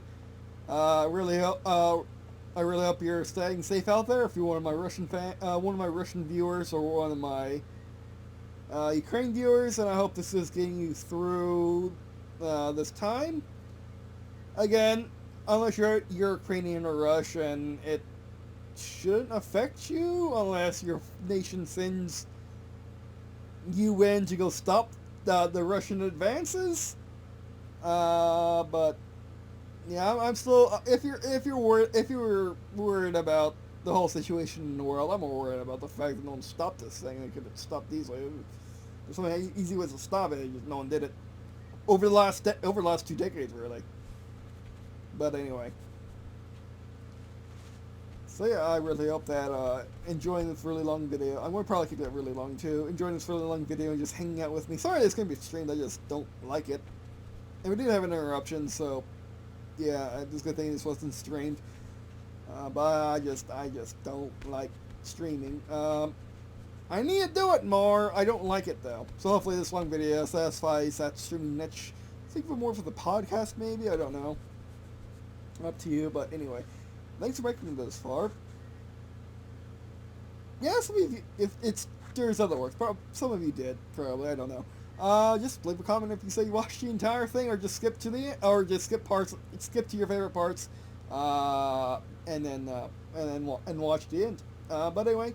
Thanks for watching. Do appreciate watching on this video. Really means a lot to me, especially now. Spending your valuable time with me. If you buy anything, spending your valuable money with me. And yeah. Thanks for watching, and I'll keep pushing out content. Probably making more videos on my War 3 on my books. Not just Nutrient War, but other books. Yeah, I really hope that worrying about fictional War 3 will prevent real War 3 from happening. But anyway. Which, if I do, which I probably should mention, with the current political climate in the West, broad term West as in Japan and Israel too, in the broad strokes West, yeah, we're on to roll Russia. Not anytime soon.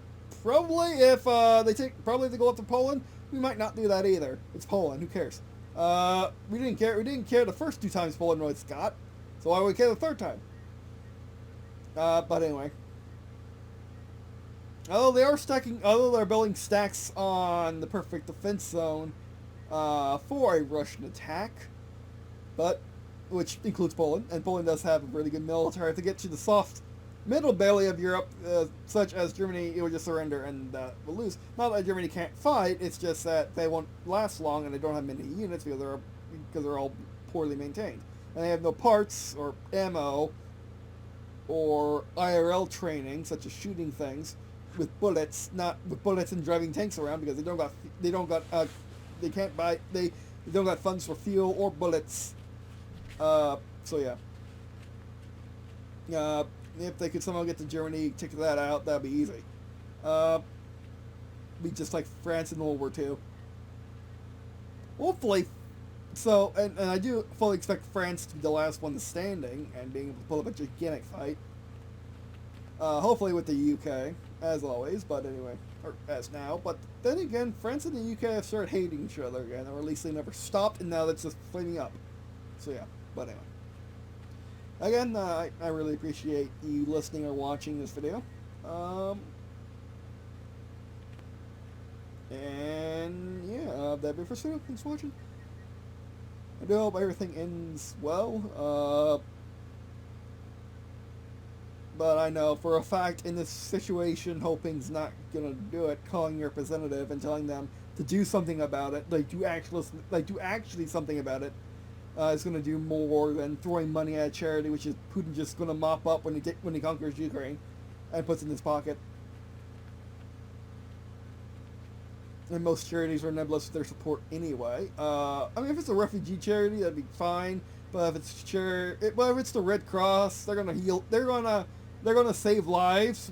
Whoever they're next to, whoever is the worst off. If it's the Russian, if it's the Ukraine, if it's the rando guy doing rando things in this war for rando reasons.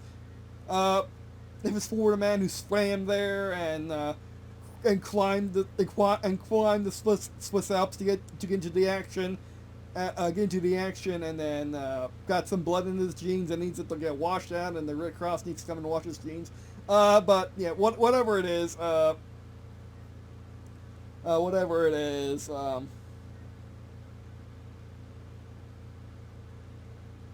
yeah, it's all up to Ukraine and Russia now. Like I said at the beginning of the video, it's up to Ukraine to effectively. It's up to Ukraine and more importantly, Ukrainian people to think long and hard about it, and is killing all of your people, and you wouldn't get sovereignty anyway, worth it? Like, is it worth it? It will deny Putin a resource, make him look terrible, but it also means, since probably didn't use half his military to do it, he could just go to the Balkans, and since there's no one in Ukraine anymore, just dead bodies, just put some Russians into it manufactories, or some Belarusians manufactories and commerce and whatnot, and go to the Balkans the next day. So I'm only going to say this on my channel. I don't think I ever want to comment this, but I'm putting it in the video too. I don't really want to post it anywhere else with this video, but I think the humanitarian thing the Ukrainians can do is surrender. Yes, I know what I sound like most of the time, but they can't win, but neither can Putin. Putin will die one day, and when he dies, Russia will probably just give Ukraine back its sovereignty. If you all die in Ukraine, what's left? You deny Putin the resource of population, of instant population growth, and a younger population problem. Probably not. Europe's all old anyway. Or it's going to be old in a few decades. Putin will still have the land, will still have the resources of the land, able to mine it, extract it, sell it to China. China, with its manpower for the moment, can do things, and China's not heavily sanctioned as Russia, at least right now, because they're still an integral trade partner of literally everybody. So yeah.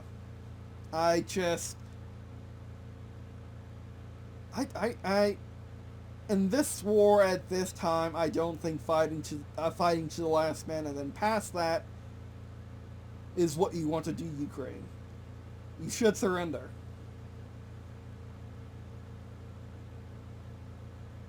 Putin is an old man, he'll die soon. Just expect that to happen. And his rhetoric has always been Russia's the good guy, so so the next Russian leader, who you being in Russian now, which Ukrainians are in Russia now, they should be able to vote, can vote in a Ukrainian leader, could vote in a pro-EU, pro-EU joining, or NATO joining Russia, Russian president, and then they could release Ukraine and then have Russia join NATO and the EU, and everyone be happy. This isn't the type of war you want to lose your population in. World War II wasn't the type of war you wanted to lose your population in Germany and Japan. The Cold War, not to nukes. It wasn't worth it for nukes. It wasn't worth it for nuclear holocaust, whether or not nuclear winter is actually a thing or not. It probably is. Because volcanoes can do it, why can't nukes? Especially when you got friggin' tons of them. But in modern day war, when nukes are not going to be used, and if they are, they're going to be extremely limited, because no one wants to cause the death of the human race, and effectively can't conquer anything. The only wars are going to be fought in the future are to conquer things.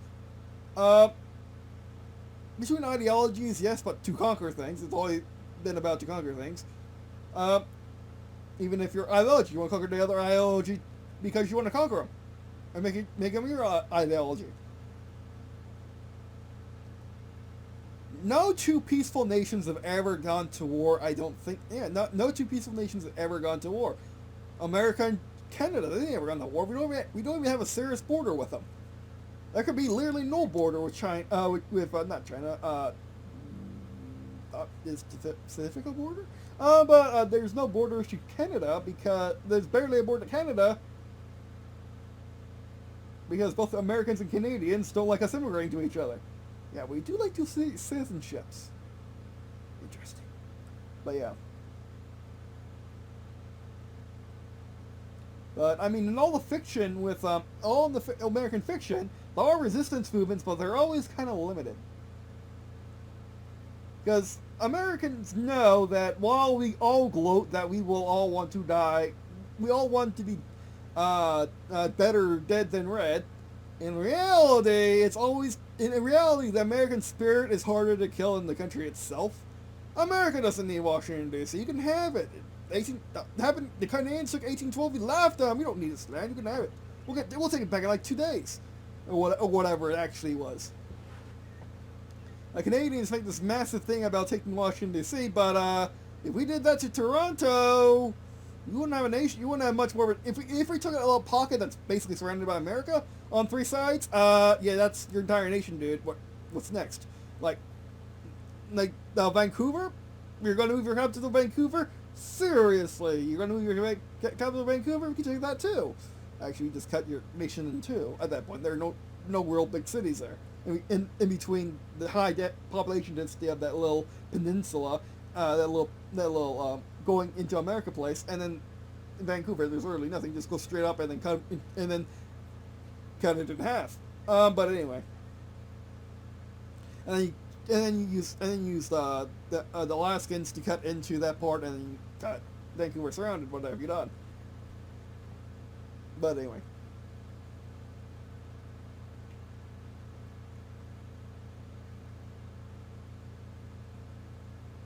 So yeah, as gung ho as Americans are, in reality we are gung ho, and we all like to fantasize about killing zombies, Nazis, commies, whatever you fantasize about killing, we fantasize about it. But we would rather live to fight another day. We would rather die in our bed, and the one time we speak about America, the good old days, and the American spirit is when we're dying, so you can't kill us for it.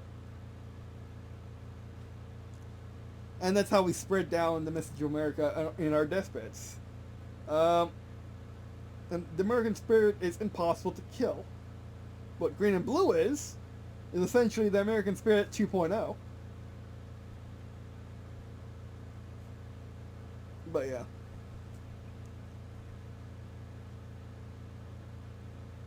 Well, yeah, I really, between you and me, Ukraine needs to surrender. It's not worth it. It's not worth it. You can't win. You can't hold out for that long for support or for Russian forces to dwindle to nothing. They have too much reinforcements. Putin is extreme. Putin's been waiting for this for 40 years. Putin's been waiting for this since he fantasized about this the day after the Soviet Empire died. This is Putin living his fantasy.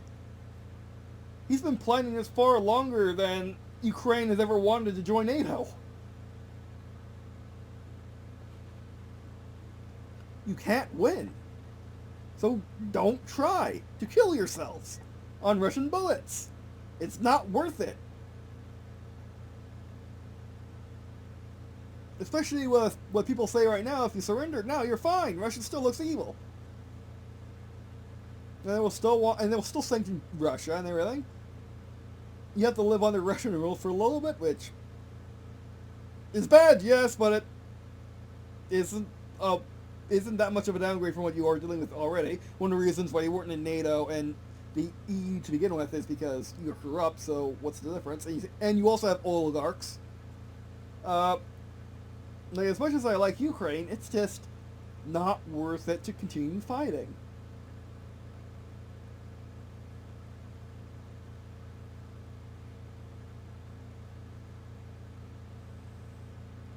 If Green and Blue had power, we will do something about it. We don't, so mostly me, Derek, they're not Triple Nine, the owner of the channel, mostly me, only me. Let's say that. Only I can say just surrender.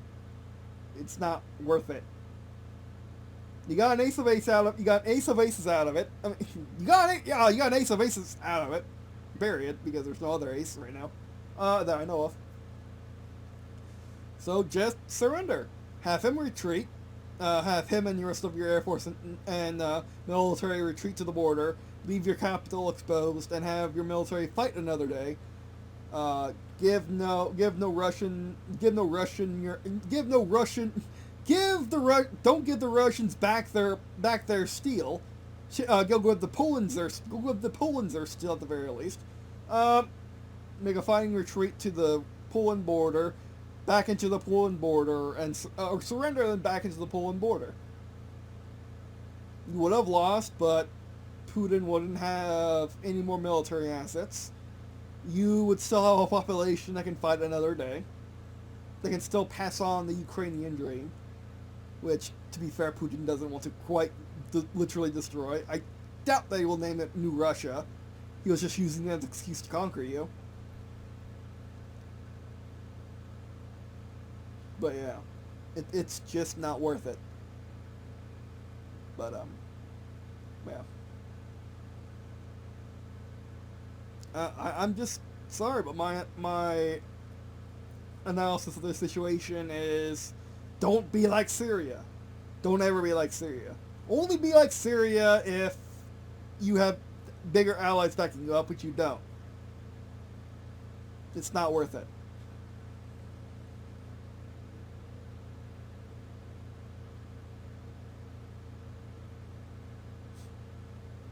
Which it is tastefully ironic that all the anti-war people are pro-war of Russia. Me, the pro-war person, is anti-continuing the war.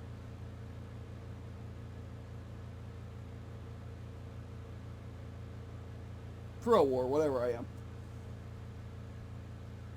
But yeah. Alright, so I hope you're still watching if you're Ukrainian or Russian or anyone that has strong views about this moment. But I just had to say that. I just had to. That's my advice. Is just give up. It's not worth it. Give up and don't give Russia your army. Evacuate as many people as you can with your army to the west into Poland, and effectively run away and live another day. Or as Sarge says, actually we can do something real quick. Let me show you something. Or as Sarge says, I think it's this one.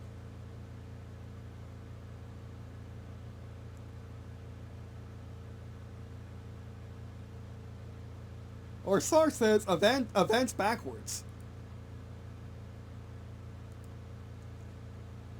You can still win tomorrow. You can't win today, win tomorrow. That's something I have to embody as the person I am. As my Lucy says to me when I get upset about dealing with people online and dealing with people in general about who I am, which I do get glimpses of that in my books, which is half the reason they exist. But it's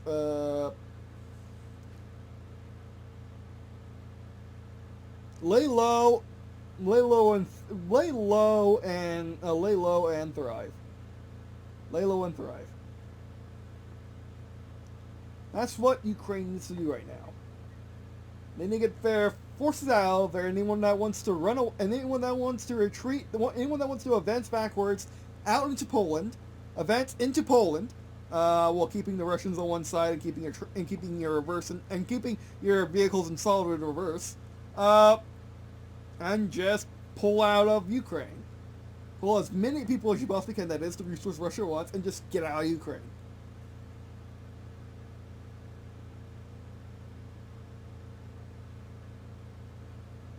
Right.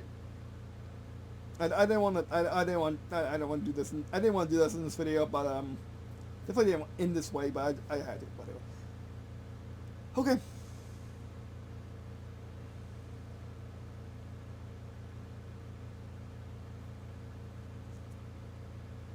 Another. Well, this time a Simmons line from Wonderdrfaft.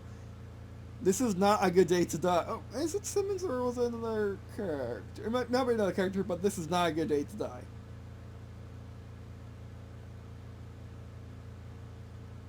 Which, to be honest, I struggle with myself. Yes, people have to hold me back. People have to remind me that yes, it's hard staying alive for me, but because of all my medical issues, it's harder for me to stay alive, and it is a constant pain, literally and metaphorically. It's still worth it for me to have conversations like this with you, make content for you, at least you in particular, than it is to stop being on Earth. But anyway, that's a story for another time if it ever becomes the time to tell it. If not, I'll just tell it through my book, so you have to guess. I know guessing, and I want to be very open, but this isn't the right time.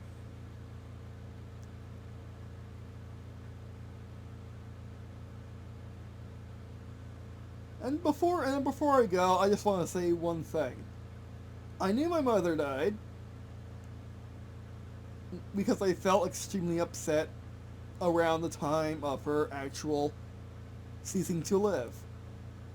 I know Russia invaded Ukraine because when I was filming this video, I felt extremely bad.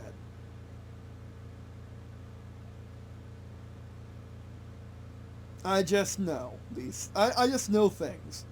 And you don't have to believe me. Do your independent research, of course. But from everything I'm seeing on YouTube of my various creators, what I feel in my heart from what I know from my other work, which I can't tell you about, from what I know, what I feel, whatever, what I can predict, surrendering is the best option right now for Ukraine. It's not worth it. But anyway. Alright, I'm going to go eat and just watch music videos because I got a lot of YouTube videos to watch. It's completely filling my bar and I shouldn't do that. It is taking up all of my RAM. And I have absurd amount of RAM, so if you know I have an absurd amount of RAM, you know that it's even Canary, so it's Edge Chrome.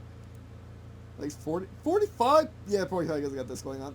45 memory of my like 32 gigabytes is the fastest RAM you could get at the time. And even then, an Edge version of an Edge with Chromium engine is taking up all the RAM. It's stupid. It's stupid, but anyway. Alright, that's it for this video. Thanks for watching. I do appreciate you watching on this video. It means a lot to me. It also means a lot to me if you were checking the rest of the stuff in the description below, such as various ways to support this channel. I already said it. I'm gonna end this recording, render it as one big piece. A nice, very long video for you to watch as you go to sleep or whatever. Probably tomorrow. But anyway. You mind up the topic while also keeping your mind on the topic, but anyway. Alright, that'll be it. Thanks for watching. And I guess, and upload it as soon as I get it done. Before I go to sleep. Because I couldn't sleep either. But anyway. Alright, that'll be it. Thanks for watching. And I guess, see you in a second.